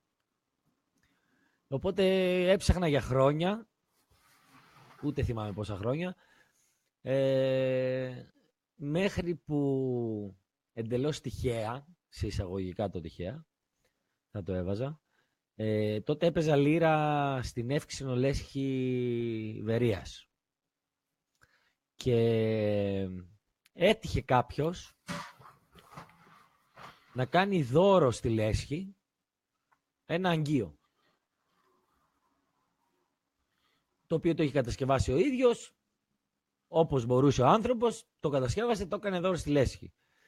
Έτσι τότε ο Βασίλης ο Ασβεστάς, να είναι καλά, ο χοροδιδάσκαλος της Ευξήνου Λέσχης Βερίας. Το στέλνουμε και χαιρετίσματα, ναι. Βεβαίως, και την αγάπη μας. Επειδή ήξερε το τι τρέλα είχα να μάθω αγγείο, μου ήρθε, θυμάμαι μια μέρα σε μια πρόβα, είχε έρθει και μου λέει σου έχω μια έκπληξη. Λέω, τι περί τίνος πρόκειται? Και μου λέει, έχουμε, λέει, ένα αγγείο. Μας κάνουν δώρο ένα αγγείο. Και λέω εγώ από μέσα μου, wow, ας πούμε, θα μπορώ να έρχομαι να μελετάω εδώ πέρα, να το πιάνω, να το φυσάω λίγο. Και μου λέει, θα στο κάνω, μου λέει, θα στο δανείσω για όσο καιρό θέλεις και βλέπουμε. Όταν μπορέσεις, έτσι κι αλλιώς το να κάθεται ένα όργανο δεν φτιάχτηκε για να κάθεται σε κάποια βιτρίνα, φτιάχτηκε για να παιχτεί. Οπότε αφού εσύ θέλεις να μάθεις, πάρ' το. Και με εκείνο το αγγείο ξεκίνησα να προσπαθώ από μόνος μου, γιατί δεν είχαμε κανένα τουλουμτζή στην περιοχή εν ζωή. Όσοι τουλουμτζίδες ήταν από εκεί, από την περιοχή της Αριδαίας, είχαν ήδη φύγει από τη ζωή. Οπότε μόνος μου προσπάθησα καταρχάς να το κουρδίσω, δεν ήξερα πώς κουρδίζεται, τα τσιμπόνια του, αυτά οι σφυρίχτρες του, ας πούμε. Μπήκα σε μια διαδικασία, τέλος πάντων, που μέσα από τα χρόνια κατέληξα και να μάθω να παίζω και να ασχοληθώ και κατασκευαστικά μαζί του. Δηλαδή, εδώ και 14 χρόνια περίπου κατασκευάζω αγγεία, νταούλια, ζουρνάδες και η βασική μου δουλειά είναι αυτή. Η κατασκευή μουσικών οργάνων. Δηλαδή δεν είχες καμία επαφή με το όργανο πριν από εκείνη τη στιγμή που ο Βασίλης ο Ασβεστάς από το Σύλλογο σου έδωσε το όργανο. Ακριβώς. Ακριβώς έτσι. Δεν είχα καμία επαφή. Η μόνη επαφή που είχα ήταν 1 ή 2 ηχογραφήσεις που είχαν πέσει στα χέρια μου τυχαία, ας πούμε. Και έτσι ξεκίνησα, γιατί δεν υπήρχε κατασκευαστής να μου επισκευάσει το όργανο, να μου μάθει πώς κουρδίζεται, να μου φτιάξει τις σφυρίχτρες. Και επειδή, από ανάγκη δηλαδή, επειδή δεν υπήρχε κατασκευαστής να μου το επισκευάσει, από ανάγκη άρχισα να το επισκευάζω μόνος μου. Λίγο, βρήκα έναν, μου δείξε 2 πράγματα που ήξερε, βρήκα έναν άλλο, μου δείξε άλλα 2, και έτσι συνέθεσα όλες τις πληροφορίες και κατέληξα να κατασκευάζω αγγεία, ασκομαντούρες κριτικές, που είναι το ίδιο όργανο, τσαμπούνες νησιώτικες, που είναι επίσης το ίδιο όργανο, δηλαδή με μικρές παραλλαγές, και εδώ και 13-14 χρόνια κάνω αυτή τη δουλειά. Και αυτή τη δουλειά μάλλον. Θέλω να τα ξεχωρίσουμε λίγο, γιατί το καθένα είναι αξιοσέβαστο. Μόνο σου, μαζί με το όργανο που είχες δανεικό, σιγά σιγά άρχισες να μαθαίνεις και να βγάζεις σκοπούς. Ναι. Άρχισα να μαθαίνω σκοπούς και ταυτόχρονα άρχισα να προσπαθώ να επισκευάσω και να κάνω το όργανο που μου δανείσανε να παίξει. Να παίξει σωστά. Είχε δηλαδή κάποια θεματάκια το όργανο, δεν έπαιζε σωστά? Το αγγείο μέχρι και τα τελευταία χρόνια, και γι' αυτό και κόντεψε να εξαφανιστεί. Γιατί το αγγείο είχε κάποια προβλήματα σαν όργανο. Έχει 2 σφυρίχτρες μέσα, τις οποίες ονομάζουμε τσιμπόνια, που αυτές οι σφυρίχτρες είναι από καλάμι. Για να καταφέρεις λοιπόν, και όπως καταλαβαίνουμε, το καλάμι επηρεάζεται πάρα πολύ εύκολα από την υγρασία. Σίγουρα. Για να καταφέρεις λοιπόν να κουρδίσεις αυτές τις 2 καλαμένιες σφυρίχτρες, πρέπει να ασχοληθείς πάρα πολλά χρόνια. Και για να καταφέρεις και για να τα κατασκευάσεις από την αρχή, θέλει πολύ μεγάλη ενασχόληση. Οπότε ταυτόχρονα, για να μάθω να παίζω, έμαθα και να κατασκευάζω. Τα 2 τσιμπόνια πρέπει, για όσους δεν ξέρουν, πρέπει να είναι κουρδισμένες και ακριβώς την ίδια νότα, σωστά? Ναι, πρέπει να είναι ακριβώς στην ίδια νότα, να μην χάνουν καθόλου. Να βγάζουν και τα 2 ακριβώς την ίδια φωνή. Είναι 2 καλαμάκια, τα οποία πρέπει να τα φυσάς και να βγάζουν την ίδια φωνή. Είναι, όπως καταλαβαίνουμε, είναι κάτι δύσκολο. Και για να μάθεις να το κάνεις, θέλει να ασχοληθείς πάρα πολλές ώρες, πάρα πολλές μέρες, μήνες, έτσι. Αλλά όταν το αγαπάς, οτιδήποτε αγαπάς και θέλεις να κάνεις, μπορείς να το κάνεις. Δεν σε εμποδίζει κάτι να το κάνεις. Σίγουρα αυτό που μας λες τώρα είναι ένας έρωτας ζωής. Δεν είναι κάτι που έρχεται και φεύγει. Και έχω καταλήξει να το κάνω όλη μέρα και κάθε μέρα, γιατί πλέον είναι η δουλειά μου. Όλη μέρα κουρδίζω, κατασκευάζω, ξανακουρδίζω, κουρδίζω κριτικά όργανα, ποντιακά, νησιώτικα, και ασχολούμαι με αυτό το πράγμα επαγγελματικά εδώ και 14 χρόνια. Χωρίς να το καταλάβω. Αυτό θα είναι μεγάλη ευτυχία, θα έλεγα, γιατί όταν κάποιος ασχολείται με αυτό που αγαπάει,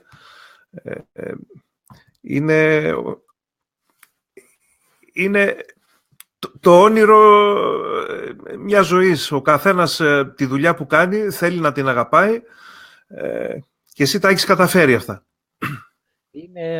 Είναι πολύ πιο εύκολο να το κάνεις να το κάνεις για ώρες, να το κάνεις με περισσότερο πείσμα, να το κάνεις επειδή το αγαπάς, μπορείς να το κάνεις ατέλειωτες ώρες. Μπορείς να κάθεσαι πάνω από ένα καλαμάκι για μέρες, χωρίς να τελειώνει η υπομονή σου. Γιατί αυτό που κάνεις σου αρέσει. Αυτή είναι η διαφορά. Δηλαδή κατεβαίνεις να δουλέψεις. Έχω στο υπόγειο το εργαστήριό μου. Κατεβαίνω να δουλέψω και δεν νιώθω ότι πάω στη δουλειά. Νιώθω λίγο σαν πώς νιώθει ένα παιδί όταν πάει στην παιδική χαρά να παίξει. Έτσι, νιώθω ότι πάω στα παιχνίδια μου. Πάω και παίζω, ας πούμε, με τα ξύλα μου, με τα καλάμια μου και ταυτόχρονα βγάζω και τα προστοζήν μου με το παιχνίδι μου. Μεγάλη ευτυχία. Μεγάλη ευτυχία, πιστεύω. Κάπως έτσι. Κάπως έτσι. Υπάρχει ζήτηση από άτομα για να αγοράσουν αυτά τα παραδοσιακά όργανα, Σεραφείμ? Όπως σου είπα, Γιάννη, όταν ξεκίνησα παίζανε 2, 3, 4 άτομα. Αγγείο. Γιατί υπήρχε πρόβλημα στο όργανο. Δηλαδή, το κούρδιζες, ακόμα και να ήξερες, αλλά επειδή αυτές οι σφυρίχτρες ήταν 100% από καλάμι, ξεκουρδιζόντουσαν απευθείας. Οπότε μπορεί εσύ να το κούρδιζες και να πήγαινες να παίξεις κάπου σε ένα πανηγύρι και την ώρα που θα έβγαινες πάνω να παίξεις, το όργανο ήταν ξεκούρδιστο. Οπότε και αυτοί που ήδη παίζανε, το είχαν παρατήσει. Θυμάμαι χαρακτηριστικά, ας πούμε, κάποιους πολύ γνωστούς παίχτες σημερινούς, που μου είχαν πει ότι εγώ τα έχω παρατήσει γιατί δεν γίνεται αυτό το πράγμα. Δεν γίνεται να βγαίνω στο πατάρι και να μην ξέρω αν θα παίξει.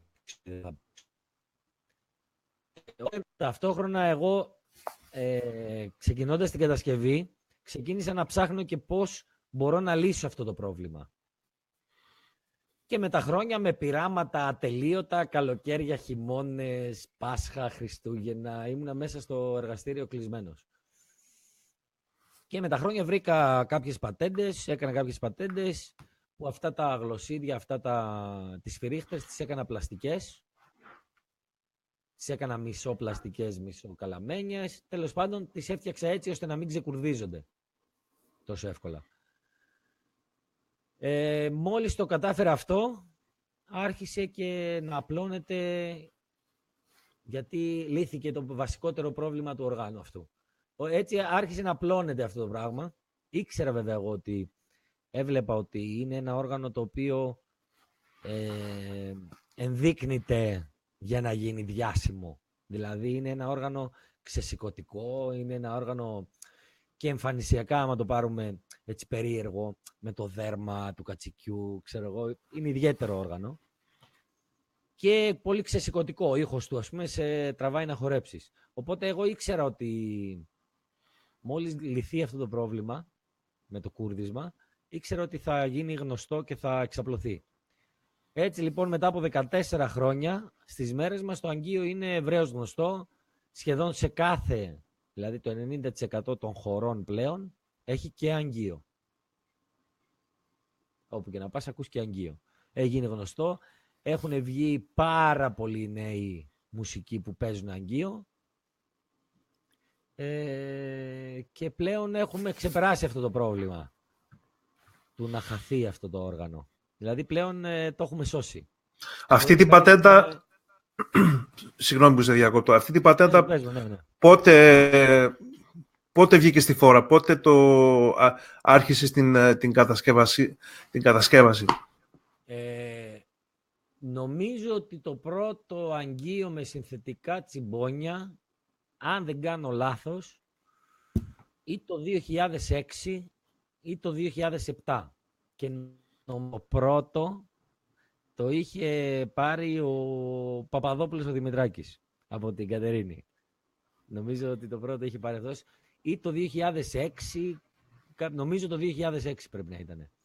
Από τότε δηλαδή 9 χρόνια, 12 χρόνια, έχασα την αίσθηση του χρόνου. Ναι. 12 χρόνια πλέον υπάρχει αυτό το πράγμα.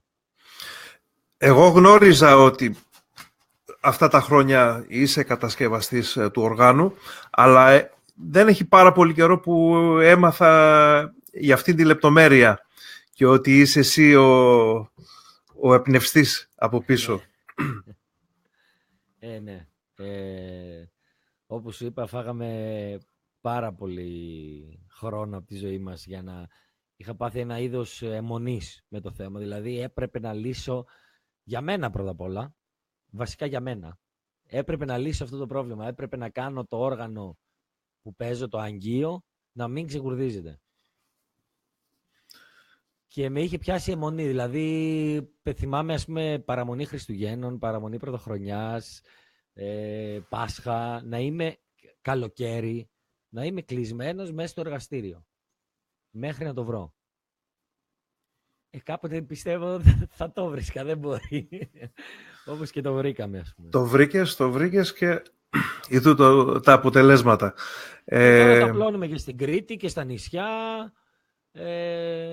Υπάρχει, ας πούμε, μεγάλη εξέλιξη στο θέμα των λαϊκών πνευστών και του άσκαυλου, όπως ονομάζεται η οικογένεια όλων αυτών των οργάνων, και της κρητικής ασκομαντούρας και του ποντιακού αγγείου και της νησιωτικής τσαμπούνας, που είναι κατά κύριο λόγο μιλάμε για το ίδιο όργανο. Έχει αρχίσει και έχει πάρει πάρα πολύ τα πάνω του και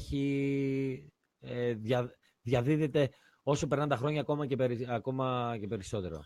Εκτός από το ποντιακό αγγείο, τα άλλα δύο όργανα που ανέφερες έχουν και αυτά τα δύο τα τσιμπόνια, Σεραφείμ?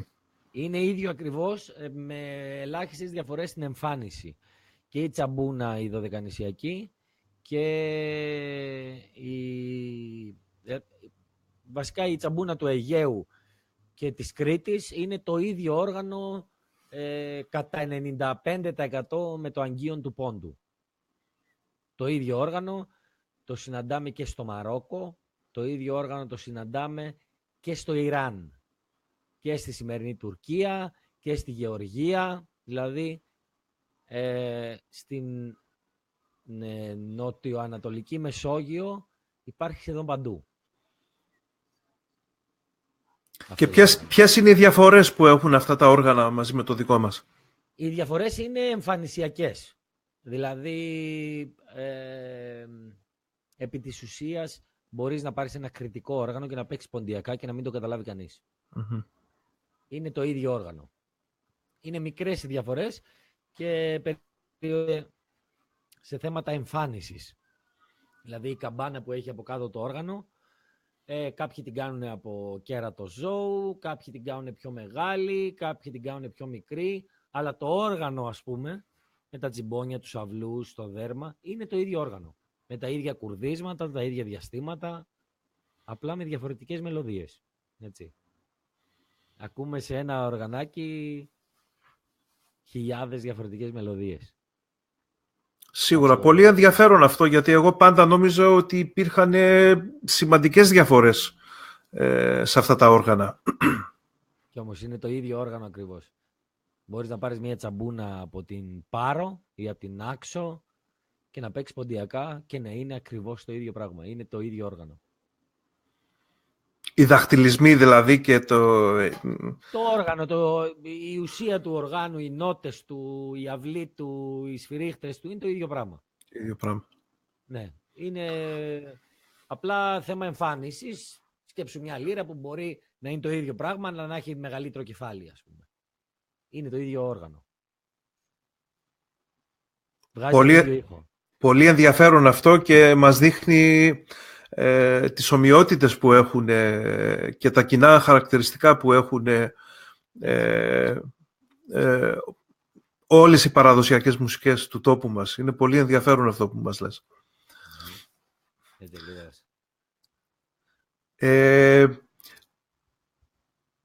Πόσο συχνά παίζεις αγγείο σε εκδηλώσεις σήμερα, Σεραφείμ?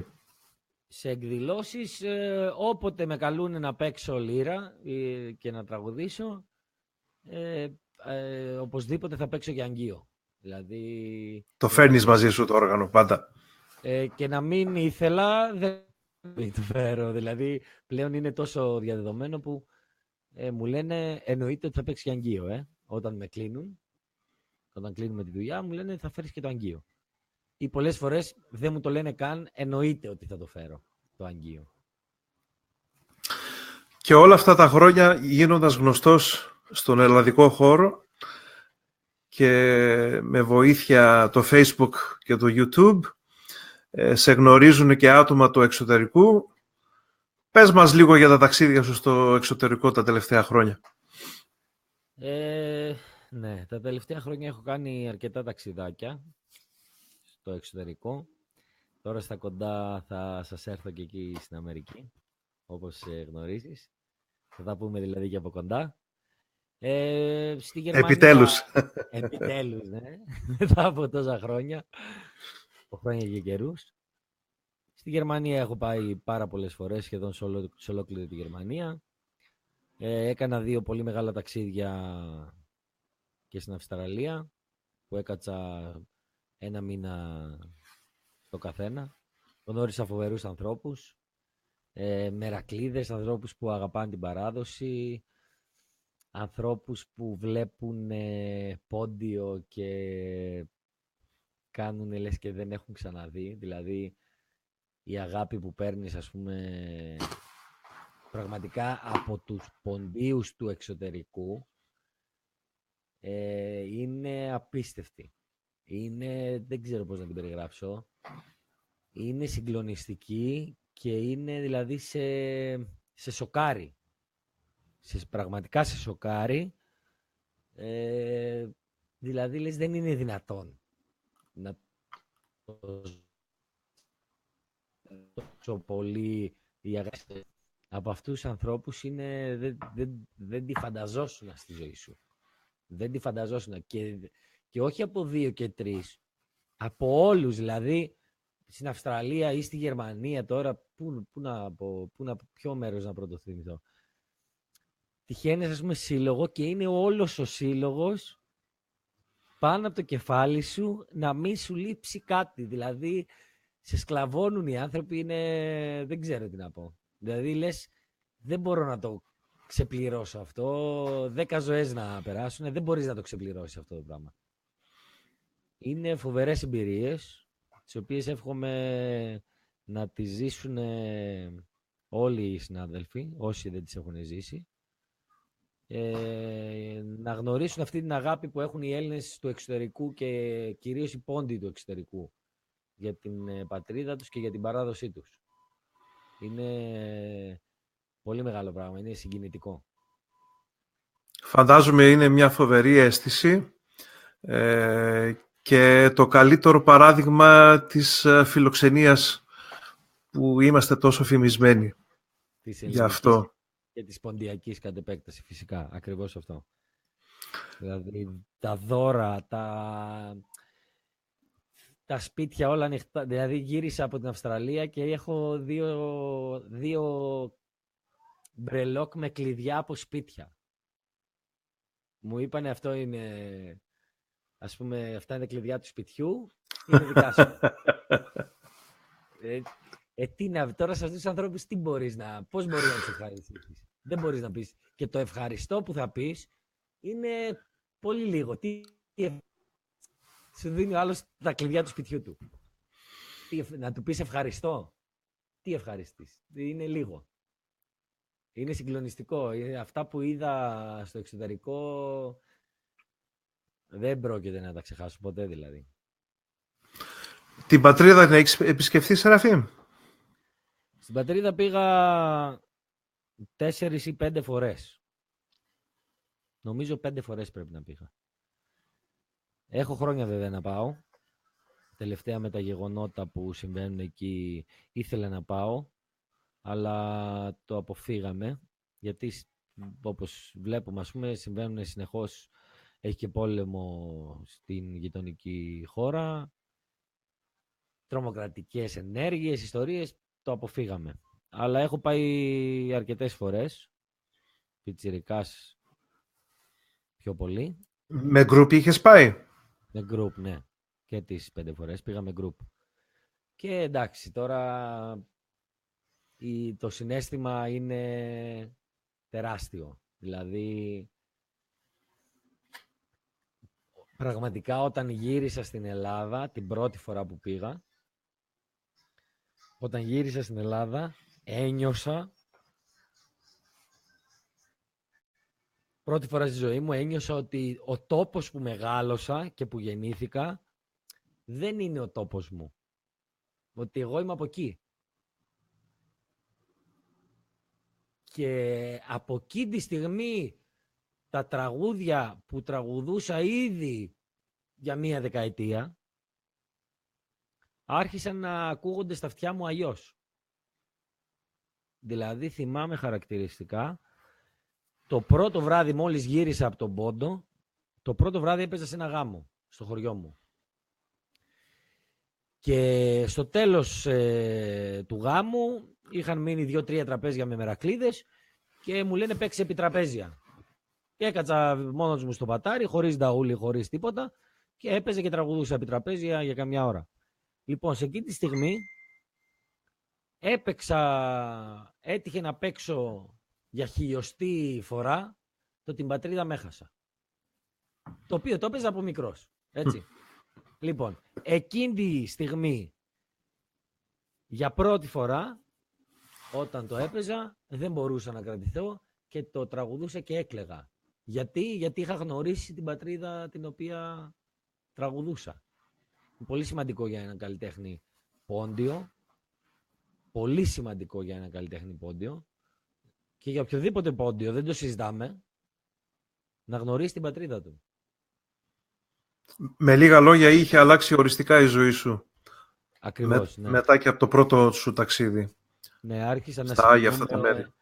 άρχισα να συγκινούμε, άρχισα να βλέπω διαφορετικά το θέμα του πόντου, το θέμα της ράτσας μου, το θέμα της μουσικής μου. Νομίζω ότι αυτό το πρώτο ταξίδι ήταν καθοριστικό για μένα. Για όλη μου την πορεία. Για όλη μου τη στάση, την μετέπειτα στάση απέναντι στην ποντιακή μουσική.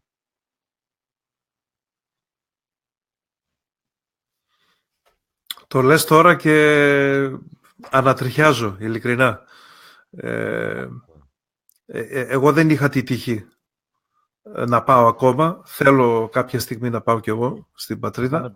Θα πάμε παρέα. Μακάρι να πάμε, να δώσει ο Θεός και να πάμε. Το έχω ακούσει αυτό το οποίο έχεις περιγράψει, το έχω ακούσει και από άλλους συνάδελφους, τραγουδιστές, μουσικούς, άτομα που τραγουδούσαν για χρόνια τη τρίχα στο γεφύρ και ξαφνικά βρέθηκαν σε αυτό το σημείο. Επάνω στην τρίχα στο γεφύρι. Στο γεφύρι. Ναι. Εγώ θα έλεγα ότι θα ήταν ένα όνειρο ζωής αυτό. Είναι ένα ταξίδι ζωής που καταλαβαίνω αυτά που λες, αλλά δεν τα έχω νιώσει και τα νοσταλγώ. Καταλαβαίνεις όμως τι πράγμα μιλάμε, καταλαβαίνεις. Ελπίζω όποιος θα ήθελε να κάνει αυτό το ταξίδι να μπορούσε να το κάνει, να πήγαινε στην Τραπεζούντα, στα μοναστήρια μας, στα πολλά χωριά μας, στα οποία ακόμα υπάρχουν ποντιόφωνοι. Είναι... Ένα από τα πιο συγκλονιστικά είναι το ότι γνωρίζεις ανθρώπους στην Τουρκία, μωρά. Γνωρίζεις μωρά, βλέπεις τώρα 5, 6, 7 χρονών μωρά στους δρόμους και με το που καταλαβαίνουν ότι είσαι Ρωμαίος, έρχονται και σε ρωτάνε. Πώς λένε σε, μωρό, με συντόνια, 6 χρονών, 5 χρονών, 6 χρονών κοριτσάκι, πόσο να ήταν. Παραπάνω δεν ήταν. Πώς λένε σε, με τη φορεσιά την παραδοσιακή, λέω Σεραφείμ. Εσέν πώς λένε σε. Λέει, λένε με Αϊσέ. Αλλά λέει απέσω σπίτι, η μάνα μου λέει με σεβαστή. Σόπα, βρε, άκου να δεις. Έχει άλλο όνομα. Έχει άλλο όνομα μέσα στο σπίτι. Και με τραβάει το μωρό στην άκρη και με δείχνει από μέσα φοράει σταυρό. Μέσα από τα ρούχα φοράει σταυρό. Αυτά τα πράγματα τώρα τα λέω και ακούγονται σαν παραμύθια, έτσι. Δηλαδή λες, είναι δυνατόν τη 2018 να συμβαίνουν αυτά τα πράγματα και όμως συμβαίνουν αυτά τα πράγματα ακόμα. Πιστεύεις ότι θα το έβλεπες σε κάποιο κινηματογραφικό έργο, δηλαδή? Ναι, προφανώς. Δεν μπορεί να συμβαίνει αυτό το πράγμα μπροστά στα μάτια μου. Πας σε ένα φούρνο στην Τουρκία, μου τυχαίνει να προσπαθώ να συνεννοηθώ με τον φούρναρη, ο οποίος είναι Τούρκος, και του δείχνω το ψωμί και δεν ξέρω κι εγώ τουρκικά και προσπαθώ να του πω, και αυτός δεν ξέρει ρωμαϊκά, να το ρωτήσω τι ψωμί είναι αυτό και πετάγεται ένας παππούς από πίσω μου, έρχεται κοντά στο αυτί μου και λέει με λαζουδί ψωμί είναι αυτό. Και γυρίζω και κοιτάω από πίσω έναν παππού τώρα 80 φεύγα και εταιρεί με σε μάτια και γελάς και λέει ατέ λαζουδί ψωμί. Δεν νομίζω ότι μπορείς να ζήσεις μεγαλύτερες στιγμές σε σχέση με τη ράτσα σου και με την καταγωγή σου. Δηλαδή, εύχομαι να μπορέσουν να το ζήσουν όλοι οι πόντοι αυτό. Πραγματικά το εύχομαι μέσα από την καρδιά μου σε όλους. Πιστεύω ότι αν κάνανε κάποιο τέτοιο ταξίδι, θα θέλανε να μάθουν κι άλλα για την ιστορία μας. Γιατί εγώ συναντάω πολλές φορές ανθρώπους οι οποίοι έχουν ποντιακή καταγωγή, λένε ότι είναι πόντιοι, αλλά ποτέ δεν ένιωσαν αυτό το τσίμπημα να μάθουν κάτι περισσότερο. Τυπικά καμιά φορά μπορεί να ρωτήσεις από ποιο μέρος κατάγεσαι και δεν ξέρουνε να σου πούνε. Γιατί δεν έτυχαν δίπλα σε έναν άνθρωπο που να μπορέσει να τους μεταδώσει την αγάπη για την πατρίδα. Ίσως να είναι και αυτό. Δηλαδή, δεν έχουν κάποιο φταίξιμο οι άνθρωποι αυτοί. Δεν έχουν τύχη. Προς Θεού, όχι. Δίπλα σε κάποιον άνθρωπο που να τους δώσει αυτή τη σπίθα.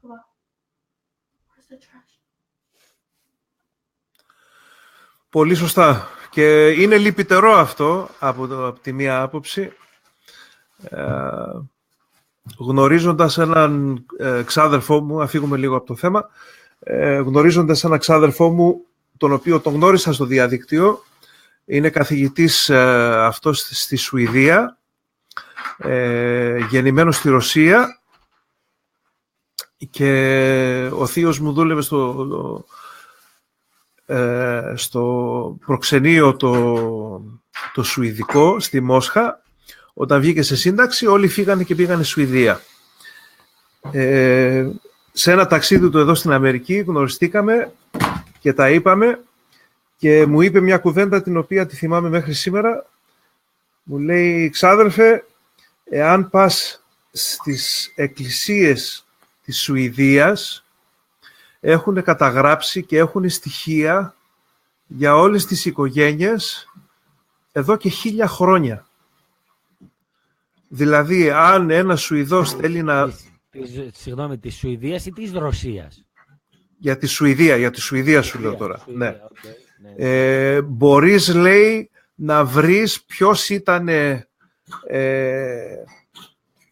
ο συγγενής σου από το 1200, αν θέλεις. Γιατί η Εκκλησία κρατούσε όλα αυτά τα αρχεία, τα γενεολογικά αρχεία κάθε οικογένειας, τα κρατούσε σαν αρχείο. Και μου λέει, πόσο στεναχωριέμαι για μας που πριν από ούτε 100 χρόνια ήμασταν όλοι μαζί, έστω και στη Ρωσία που βρισκόμασταν, ήμασταν όλοι μαζί και τώρα είμαστε διασκορπισμένοι σε όλο τον κόσμο και δεν γνωρίζουμε. Και γνωρίζουμε τα ξαδέρφια μας από το Facebook. Έτσι. Ναι. Ή όπως εγώ τον γνώρισα μέσω του διαδίκτυου, τον έψαξα στο Google. Τότε δεν είχαμε Google, είχαμε το Yahoo. Yahoo, ναι. Τον βρήκαμε, βρήκε, αρχίσαμε την επικοινωνία μας και βρεθήκαμε τελικά και μάθαμε ότι είμαστε τρίτα ξαδέλφια. Έτσι, εγώ έκανα μία ομάδα στο Facebook, το ονόμασα Σύλλογο Απανταχού Μαρμαριδαίων. Και ξαφνικά μπήκανε, γέμιση σελίδα κόσμο και ρωτώντας, ας πούμε, έμαθα ότι με τον τάδε είμαι ξάδερφος, ο τάδε είναι θείος μου, ο τάδε είναι, ας πούμε, γιος του ξαδέρφου μου. Γνώρισα συγγενείς που δεν τους ήξερα. Γιατί έχουμε διασκορπιστεί.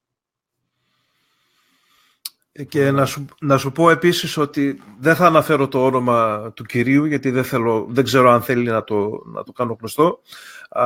Γνώρισα έναν κύριο ο οποίος μου έδωσε κάποια στοιχεία για συγγενείς μας στη Ρωσία. Όταν μιλάμε στοιχεία, Σεραφείμ, μιλάμε σε χρόνο 0, μου είπε πού γεννήθηκε, πού μεγάλωσε, πού εξορίστηκε, γιατί ήταν αυτοί όλοι οι θύματα της εξορίας του επί Στάλιν. Πότε γύρισε από το Καζακστάν και γύρισε στην Κριμαία, στο χωριό που γεννήθηκε, και πότε απεβίωσε. Δηλαδή υπάρχουν αρχεία, υπάρχουν στοιχεία που σιγά σιγά θα βγουν στη φόρα και θα μάθουμε ακόμα περισσότερα. Ήξερε όλη την ιστορία του καθενός, ας πούμε. Ναι. Επειδή είχε πρόσβαση σε κάποια αρχεία που βγήκανε από τη Ρωσία, για τους δικούς μας, εκεί που ήτανε, και μόνο που το ακούς τρελαίνεσαι, γιατί υπάρχουν πηγές. Στην Αμερική, ας πούμε τώρα, πόσοι ξέρουν ποιες οικογένειες είναι, πού είναι, τι κάνανε. Δεν τα ξέρουμε. Τα γενολογικά μας δέντρα δηλαδή. Και εγώ έχω συγγενείς στην Αμερική και στην Αυστραλία έχω συγγενείς, τους οποίους τους γνώρισα τώρα που πήγα στην Αυστραλία. Ναι. Και δεν ξέρουμε πού είμαστε και ποιοι είμαστε, ας πούμε. Ναι. Αυτό καλυτερεύει όμως, πιστεύω. Αυτό σιγά σιγά ένας άνθρωπος μπορεί να κάνει τη διαφορά. Όπως και εσύ έψαξες και εγώ έψαξα, και πιστεύω πάρα πολλοί ψάχνουν να βρούνε, γιατί θέλουμε να γνωρίζουμε ποιοι ήμασταν, ποιοι είμαστε, από πού ήρθαμε, για να έχουμε μια καλύτερη εικόνα για το αύριο. Έτσι. Το κάναμε λίγο φιλοσοφικό το θέμα. Ωραίο είναι, έτσι πρέπει να γίνεται. Ένα ακόμα σημαντικό θέμα στο βιογραφικό σου που ήθελα να σε ρωτήσω, Σεραφείμ, είναι για την πτυχιακή σου εργασία που έκανες. Ολοκλήρωσες τις σπουδές σου παραδίδοντας την πτυχιακή σου εργασία με θέμα η παρατακτική τεχνοτροπία στη μουσική παράδοση του πόντου, με το παράδειγμα του ΤΙΚ. Ναι. Η οποία εργασία εκδόθηκε από την Επιτροπή Ποντιακών Μελετών για το αρχείο του πόντου. Έτσι. Πες μας, σε παρακαλώ, λίγα λόγια για αυτό το πολύ σημαντικό σημείο της ζωής σου. Ταυτόχρονα, μόλις άρχισα να ανακαλύπτω σιγά σιγά το τι συμβαίνει με τις παραδοσιακές μελωδίες του πόντου, είχα την τύχη να γνωρίσω έναν πολύ σημαντικό άνθρωπο στη ζωή μου, τον καθηγητή μου και υπεύθυνο για την εργασία μου, τον Χάρη τον Σαρή, ο οποίος μου εξήγησε το τι εστί παρατακτική τεχνοτροπία. Ότι μιλάμε, ας πούμε, για μια τέχνη, για μια τεχνική η οποία χάνεται, ας πούμε, μέσα στο χρόνο, πάρα πολύ παλιά, και η οποία τεχνική αυτή έχει να κάνει με το πώς δομούσαν τις μελωδίες παλιότερα. Δηλαδή, εν αντιθέσει με το κουπλέ ρεφρέν που ξέρουμε σήμερα, που έχει επικρατήσει, οι παλιοί δεν παίζανε με μικρές μελωδίες, τις οποίες κάθε φορά τις πλέκανε διαφορετικά. Δηλαδή, για να το καταλάβει και ο καθένας, ας πούμε, αν φέρουμε στο μυαλό μας μια μελωδία από ένα χορευτικό κομμάτι, από ένα κότσαρι, π.χ., όποτε και να το παίξουμε θα είναι διαφορετικό. Έτσι, δεν είναι κουπλέ ρεφρέν. Είναι πολλές μελωδίες, τις οποίες τις πλέκει ο λιράρης εκείνη τη στιγμή, όποιες του έρθουν εκείνη τη στιγμή, όποιες θυμάται, με τη σειρά που θα του έρθουν και μπορεί πολλές φορές να βγάλει και κάποια καινούρια εκείνη τη στιγμή. Μια μικρή μελωδία, σαν τουβλάκια, τα οποία στείνει το χορό.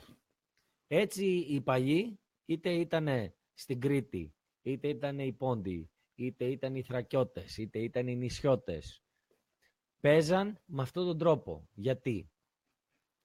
Για να μπορέσουν με ένα όργανο όπως το αγγείο π.χ., το οποίο έχει 6 νότες όλες και όλες, δεν κάνει ούτε μία οκτάβα, δεν συμπληρώνει, να μπορέσουν με 5-6 νότες να κρατήσουν ένα χορό για ώρες.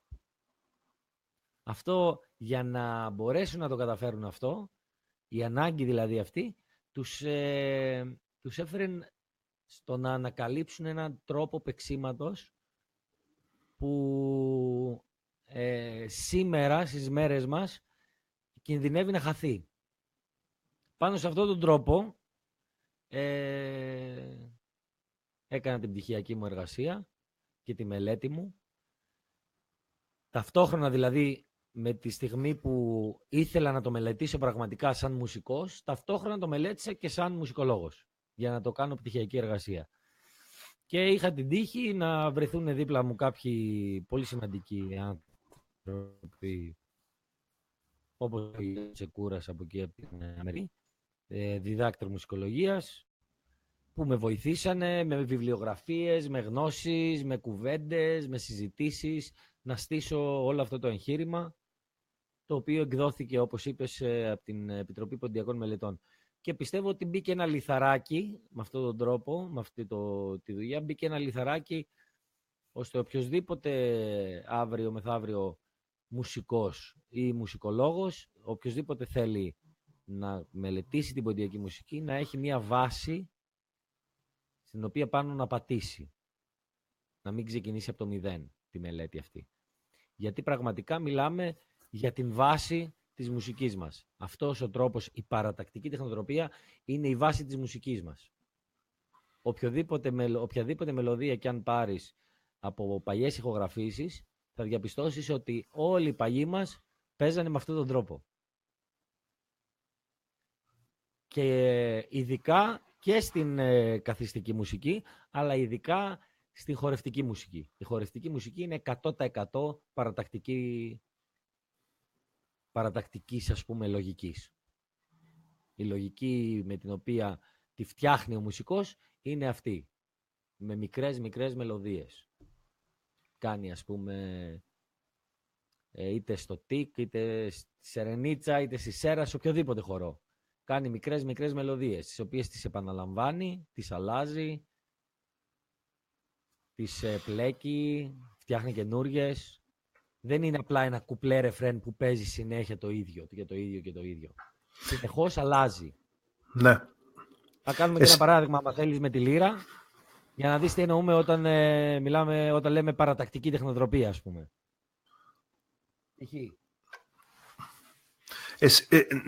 Πριν αρχίσεις, Σεραφή, να σε ρωτήσω, εσύ για να ολοκληρώσεις αυτή την εργασία μελέτησες αυτές τις ηχογραφήσεις του Γόγου, πώς το συμπλήρωσες αυτό, πώς έφτασες στο τελικό αποτέλεσμα?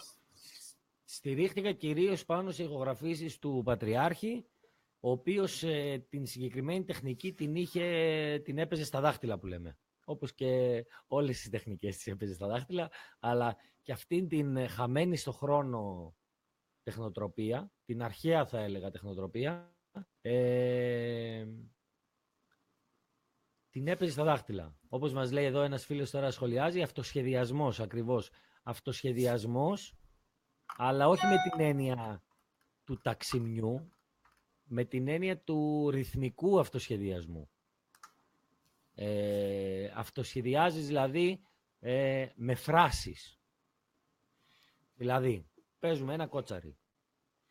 Παίζουμε ένα τικ καλύτερα, γιατί το τικ έχουμε συνηθίσει να το ακούμε με την άλλη μορφή, τη σύγχρονη, τη μορφή του κουπλέ ρεφρέν.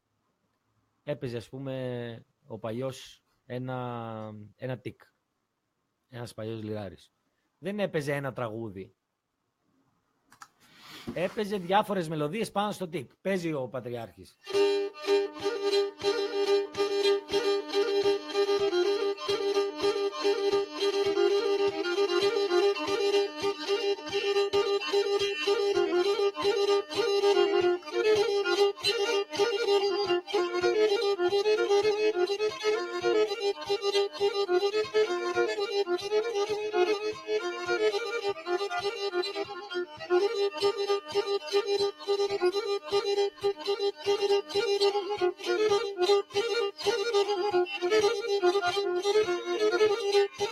Εσύ, ας πούμε, τώρα, Γιάννη, που έχεις ακούσει τόσα ποντιακά στη ζωή σου, μπορείς να μας πεις ποιο τραγούδι είναι αυτό που έπαιξα?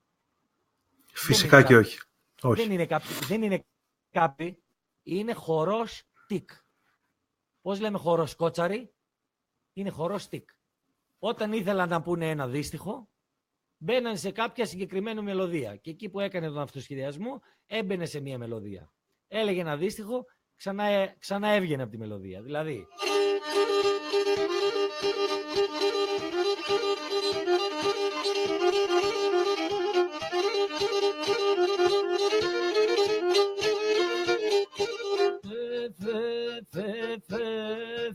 σε ψυχάμ και ναι χάσασε, είχα σε ψυχάμ και ναι χάσασε και με την αμελία, ψυχάμ και με την αμελία.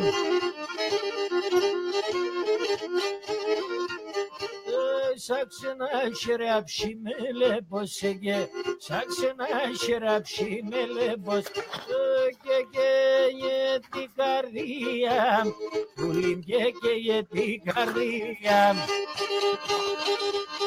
Ξαναφεύγουμε.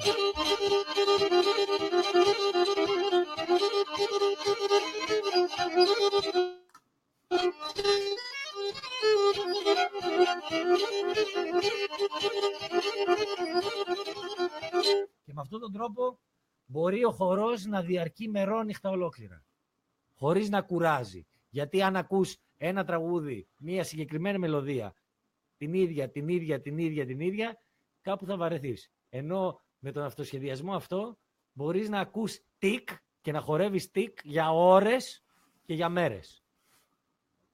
Αυτό είναι μια αρχαία, θα έλεγα, τεχνική, την οποία τη συναντάμε και στην Κρήτη και στα νησιά και σε πολλές άλλες παραδόσεις, σε εισαγωγικά πρωτόγονες, ας το πούμε, παλιές, που έχουν τις ρίζες τους ίσως στα προχριστιανικά ακόμα χρόνια.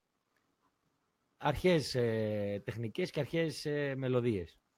Αυτό που αναφέραμε και πριν, ότι υπάρχουν πιο πολλά κοινά στοιχεία ανάμεσα σε όλα τα παραδοσιακά ακούσματα από ότι πιστεύουμε ή θέλουμε να πιστέψουμε.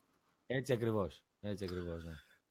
Και αυτό όλο που εξήγησες ονομάζεται παρατακτική τεχνοτροπία, Σεραφείμ. Ναι, ονομάστηκε από τον δάσκαλο μου αυτόν, από τον κύριο Χαρισαρή, ο οποίος πρώτος μίλησε για αυτή την τεχνοτροπία στην ελληνική μουσικολογία. Ονομάστηκε παρατακτική τεχνοτροπία, γιατί παρατάσσονται μικρές μελωδίες, μικρές φράσεις,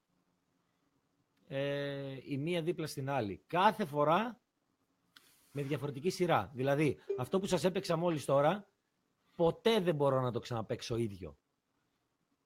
Κάθε φορά, γιατί δεν θυμάμαι τι έκανα. Κάθε φορά οι μελωδίες θα μπουν, το πλεκτό δηλαδή, το υφαντό αυτό θα είναι διαφορετικό κάθε φορά. Και αυτή είναι και η μαγεία όλης αυτής της μουσικής. Το ότι ποτέ δεν είναι το ίδιο πράγμα. Γι' αυτό και όσοι μου έχουν πει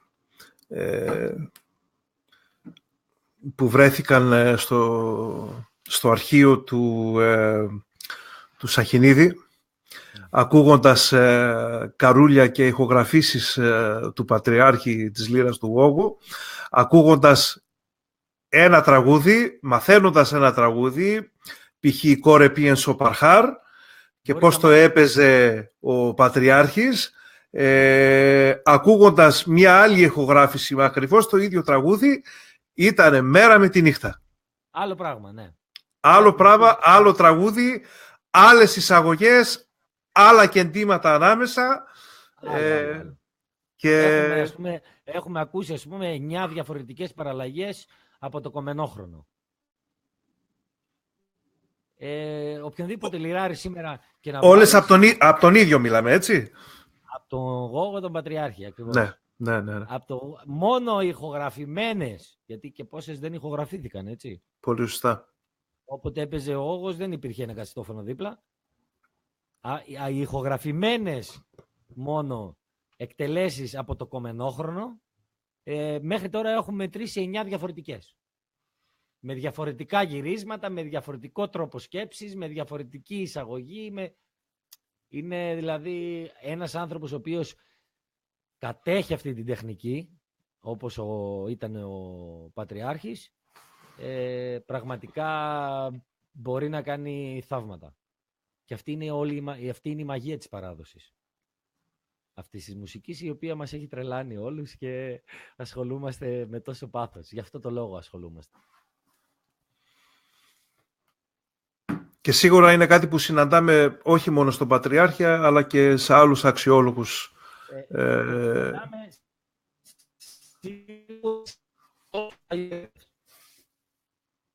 Είτε θα ακούσουμε τον Πατριάρχη, είτε θα ακούσουμε τον Αϊβάζη, είτε θα ακούσουμε το Σταύρη, είτε θα ακούσουμε Παπαβραμίδη, Μπαϊρακτάρη. Ποτέ δεν θα παίξει ένα τραγούδι ίδιο με την προηγούμενη φορά. Κάθε φορά θα το παίξει διαφορετικά. Και εκεί είναι όλη η μαγεία. Εκεί είναι όλη η μαγεία και η τρέλα. Είναι όλη η μαγεία, αυτό που μας μαγεύει και μας κάνει και δεν χορταίνουμε. Έτσι, ακριβώς. Έτσι.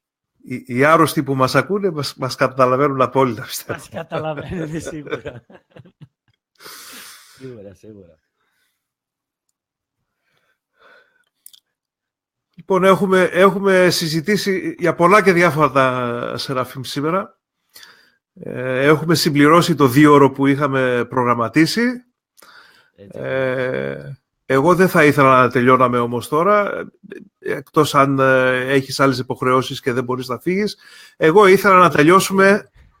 Ορίστε. Πες μου, ναι. Εγώ θα ήθελα να ολοκληρώσουμε την σημερινή μας συνάντηση με μουσική. Εννοείται ότι θα κλείσουμε με μουσική. Φυσικά.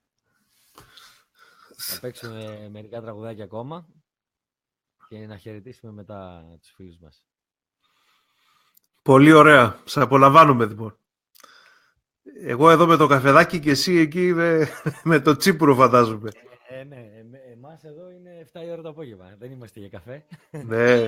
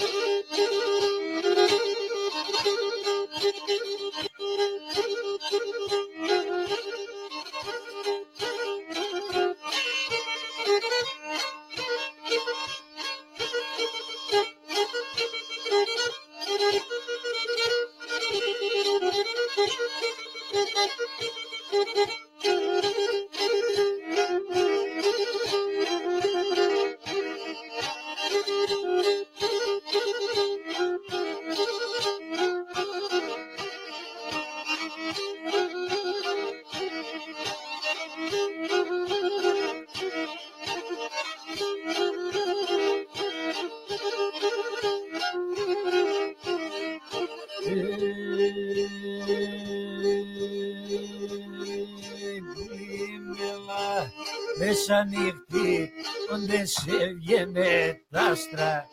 Έλα πουλί μεσανύχτη, όντε σε βγαίνε τ' άστρα. Φωτάξενο πρόσωπος, ηλιαντάψια στα άσπρα. Φωτάξενο πρόσωπος, ηλιαντάψια στα άσπρα.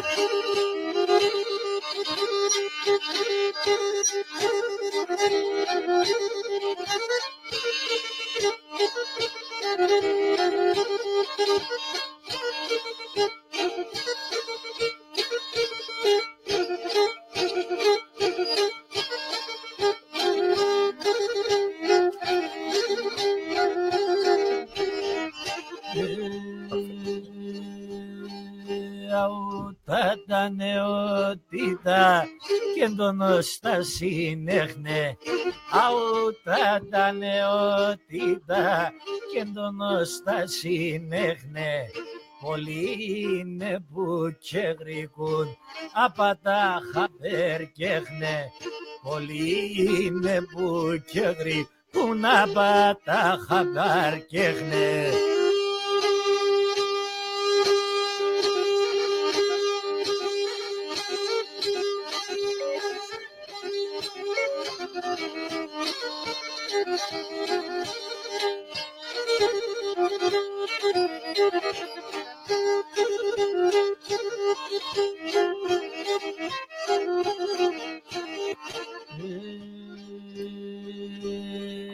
Έναν κόρτσο πον αγαπώ, εινο παγαπάμε. Έναν κόρτσο πον αγαπώ, εκείνο παγαπάμε. Αυτό γιατί με να ποθάν, εγώ για τα το χάμε. Αυτό γιατί με αποθάν, εγώ για τα το χάμε.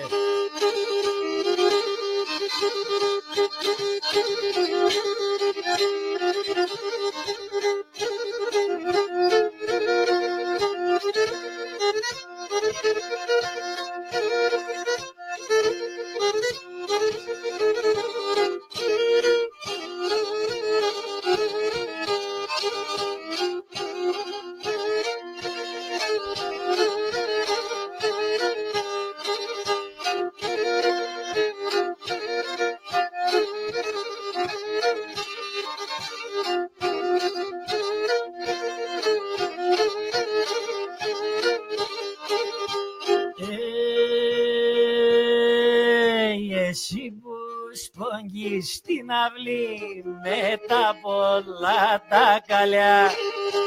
Εσύ που σπόγγεις στην αυλή με τα πολλά τα καλιά. Εσύ πρέπει το σπόγγι ούτε και τα φορκαλιά. Εσύ πρέπει το σπόγγιγμα η εψενή εγκαλιά.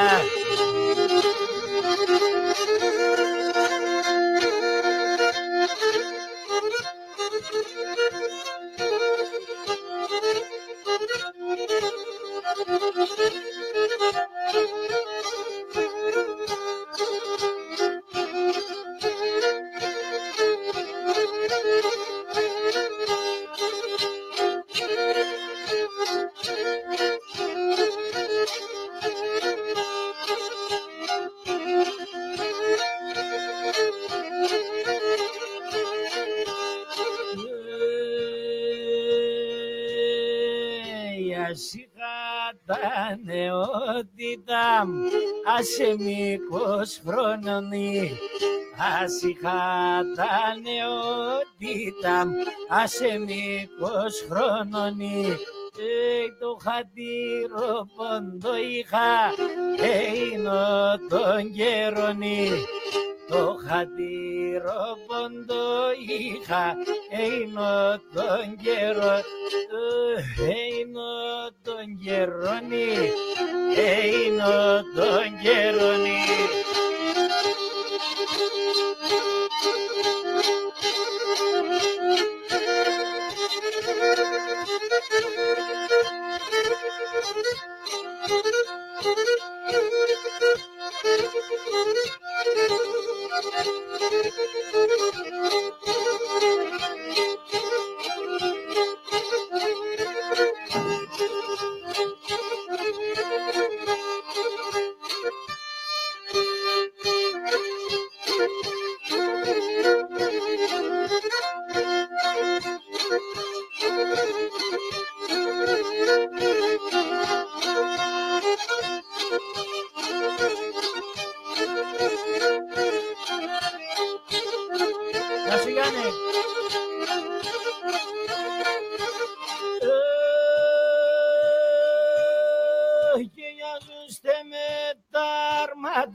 Ζώστε με τα φουσεκιά, να ζώστε με τα αρμάτα. φαντάζεστε με τα φουσεγιά. Βάλε στα δάσο τα φόπον, άστρωνε τα σκολεγιά. Βάλε στα δάσο τα φόπον, άστρωνε τα σκολεγιά. Βάλε στα δάσο τα φόπον, άστρωνε τα σκολεγιά. Βάλε στα δάσο τα φόπον, άστρωνε τα σκολεγιά, τα σκολεγιά.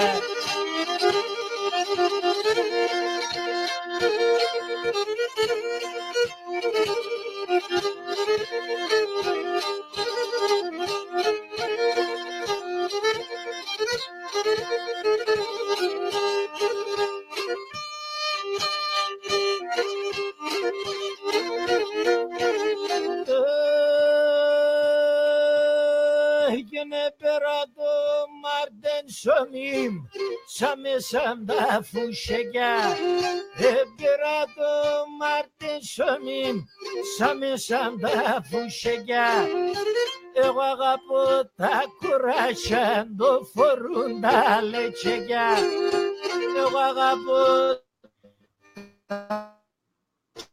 το φορούν τα κουράσια, το φορούν τα λετσεγιά.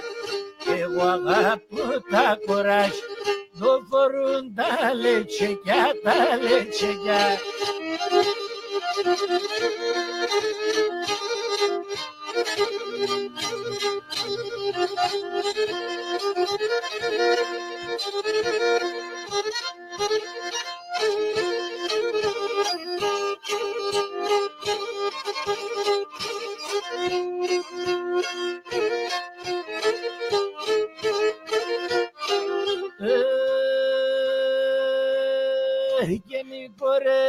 Και το νερό να πάνε κασαμπελιά. Η πόρνε και το νερό να πάνε κασαμπελιά. Πήγε βοτρίδα νοστιμά, γλυκιά κι αμονελιά. Πήγε βοτρίδα νοστιμά, γλυκιά κι αμονελιά. Ανασακιάζομαι, ανασακιάζομαι, έρχομαι σε πεγιάδα κι ανασακιάζομαι. Εμιλία, τον εμούγκαν αγγιβάζομαι. Εμείς τον νέα, τον εμούγκαν αγγιβάζομαι. Εκεί είσαι.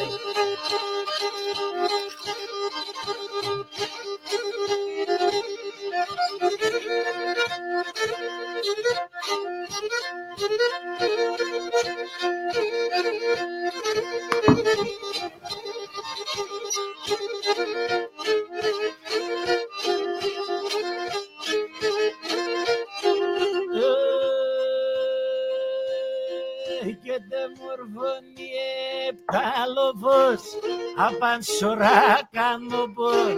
Και μορφώνει επτάλοφος, απανσορά κάνω πον. Εκεί πάει να παρχαρέ, και μόντο τρίγωνο πον. Εκεί θα πάει να παρχαρέ, και μόντο τρίγωνο πον. Βαϊόν ξαβαϊόν, σο κάθε το χωριό.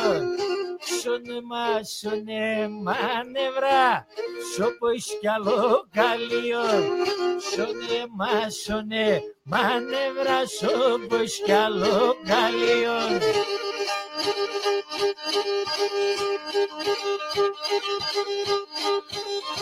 Γεια σου Γιάννη.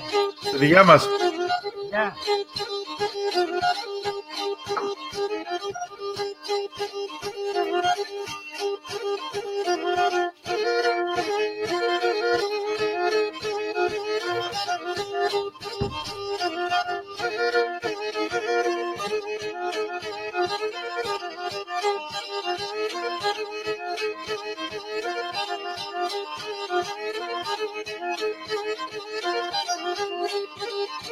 Ο χαϊλί εμένα ηλίσο κεφάλι μ' κατλαλί, έλα με τεμέν.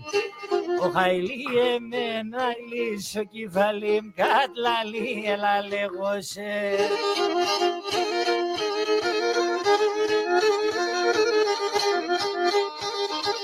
Μορφό που θα φίλει πάντα θα παρακαλεί έλα λέγωσε. Μορφό που θα φίλει πάντα θα παρακαλεί έλα με τεμένα.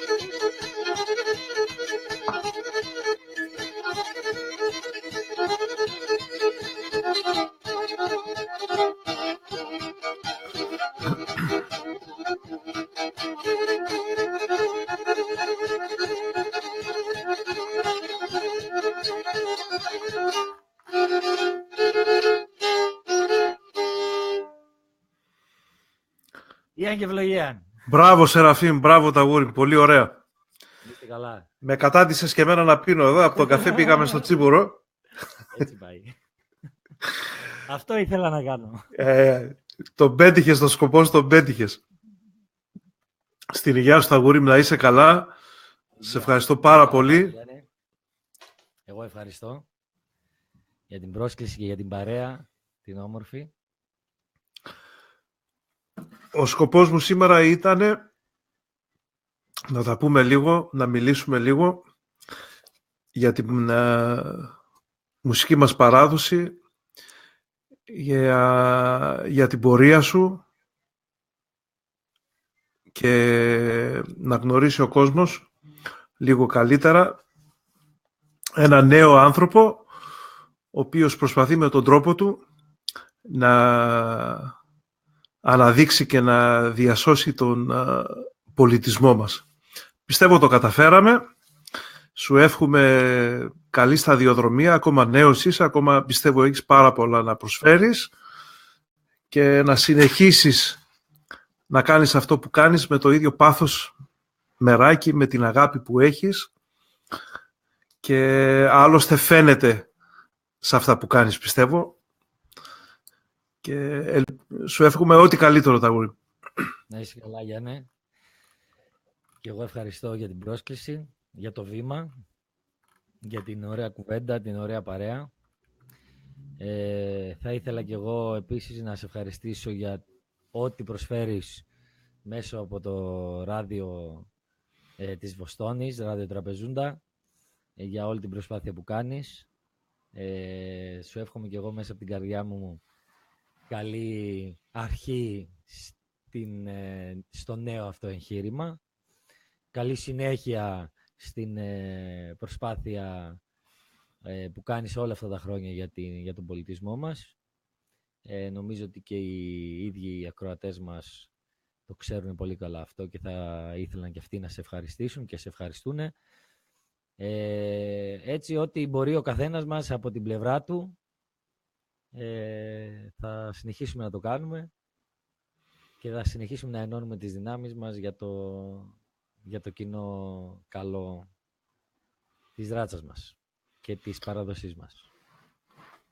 Έτσι ακριβώς, Σεραφείμ. Εγώ πάντα ήμουνα της νόμης ότι ο καθένας προσφέρει με τον τρόπο του, όσο μεγάλη ή μικρή είναι αυτή η παρουσία, ό,τι και να κάνει ο καθένας προσφέρει από την πλευρά του. Στα βιντεάκια που είχα ετοιμάσει και είχα παρουσιάσει τα Χριστούγεννα, είχα ζητήσει τον λαϊκό τον τραγουδιστή, ο οποίος είναι από την Κύπρο, τον Χριστάκη τον Αναστασίου. Τον είχα ζητήσει να πει ένα ποντιακό τραγούδι και ο άνθρωπος δίσταξε στην αρχή, γιατί φοβότανε, επειδή δεν παίζει παραδοσιακό όργανο, πας και τον παρεξηγήσουνε. Και εγώ τον είπα ότι έχεις το ελεύθερο να τραγουδήσεις ένα ποντιακό τραγούδι, όποιο και να είναι αυτό, αρκεί να είναι στα ποντιακά, και δέχτηκε ο άνθρωπος και τραγούδισε με την κιθάρα του ένα νεοποντιακό τραγούδι. Αυτό που εμένα μου ενδιέφερε όμως είναι ότι ένας άνθρωπος που δεν είναι πόντιος, όμως Έλληνας, και Έλληνας θα μην ήτανε, αγαπάει την κουλτούρα μας, αγαπάει τα τραγούδια μας. Έτσι. Και προσέφερε και αυτός και ο κάθε ένας μας το λιθαράκι για να αναδείξουμε αυτή την κουλτούρα. Σε ευχαριστώ πάρα πολύ για τα καλά σου τα λόγια. Θα σε σβήσω μισό λεπτό από την οθόνη, για το μόνο λόγο που θα σβήσω και τον εαυτό μου φυσικά, ένας φίλος έγραψε πολύ ωραία σχόλια και ήθελα να τα δεις εσύ και να τα δει και ο κόσμος. Ο φίλος ο Χρήστος Ολιβέρης, ο οποίος είναι εδώ στη Βοστόνη και μας ακούει, και τον ευχαριστούμε πάρα πολύ. Έτσι να τα βάλω στην οθόνη για λίγο. Πριν κλείσουμε, Σεραφείμ, πες μας για μελλοντικές σκέψεις. Τι ετοιμάζεις, τι θα περιμένουμε από σένα στο προσεχώς μέλλον? Ετοιμάζω μερικές καινούργιες ηχογραφήσεις. Φυσικά σε πολύ παλιούς σκοπούς. Σε σκοπούς που κοιτάω να μην είναι ήδη γνωστοί. Γιατί ακόμα υπάρχουν παραδοσιακοί σκοποί οι οποίοι δεν έχουν γίνει γνωστοί και δεν τους έχουμε ακούσει. Προσπαθώ όσο μπορώ να αναδεικνύω την παράδοσή μας και να ανακαλύπτω και να διαδίδω σκοπούς, διαμάντια της παράδοσής μας. Ετοιμάζω μερικές καινούργιες σκοπούς και ετοιμάζω και καινούργιες συνεργασίες με κάποιους πολύ δυνατούς καλλιτέχνες, γνώστες της παράδοσης, και στο Αγγείο και στη Λύρα.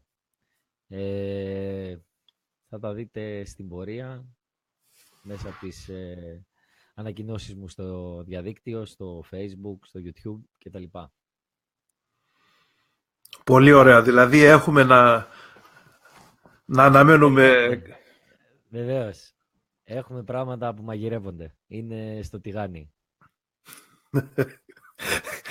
Φρέσκα, Θα βγουν φρέσκα και ζεστά, έτσι. Πολύ ωραία, Σεραφείμ. Αλλά με παλιές συνταγές, πάντα. Η μαγιά είναι παλιά, αλλά... Δεν θα μαγειρεύσουμε μπέργκερ, θα μαγειρεύσουμε δικά μας πράγματα. Σε παρακαλώ. Μην υποτιμάς τα μπέργκερ. Να είσαι καλά, Γιάννη. Σε βλέπω και σένα όταν με το καλό έρχεσαι Αμερική. Μετά θα τα πούμε αν υποτιμάς τα μπέργκερ ή όχι. Θέλω να μου ετοιμάσεις τύπα και σορβάδες τανωμένους. Αυτό είναι το μόνο εύκολο. Και γαβίτσια να δοκιμάσω από εκεί. Ετοιμάσου. Αμερικάνικες παραγωγές. Αμερικάνικες παραγωγές, ναι. Ναι. Εγώ αν δεν βγάλω φωτογραφία εσένα να τρως μια μπουργκερ όσο είναι το κεφάλι μου, εμένα να μην με λένε αμπαζόγλι. Okay, mate. Λοιπόν, να στείλουμε τα χαιρετίσματά μας σε όλους τους φίλους που μας άκουσαν για τα ωραία τα σχόλια όλων. Δεν ανέφερα όλους τους φίλους. Πιστεύω ότι το πρόγραμμα έδειξε όλα τα σχόλια. Να στείλουμε χαιρετίσματα σε όλους τους φίλους και να τους ευχαριστήσουμε για μία ακόμη φορά. Και πιο πολύ εσένα, Σεραφείμ, ευχαριστώ πάρα πολύ για τον χρόνο που θυσίασες και έκατσες εδώ παρεούλα μαζί μου. Με χαρά. Και σου εύχομαι ό,τι καλύτερο. Φιλιά σε όλο τον κόσμο. Χαιρετίας. Φιλιά πολλά. Χαιρετίας.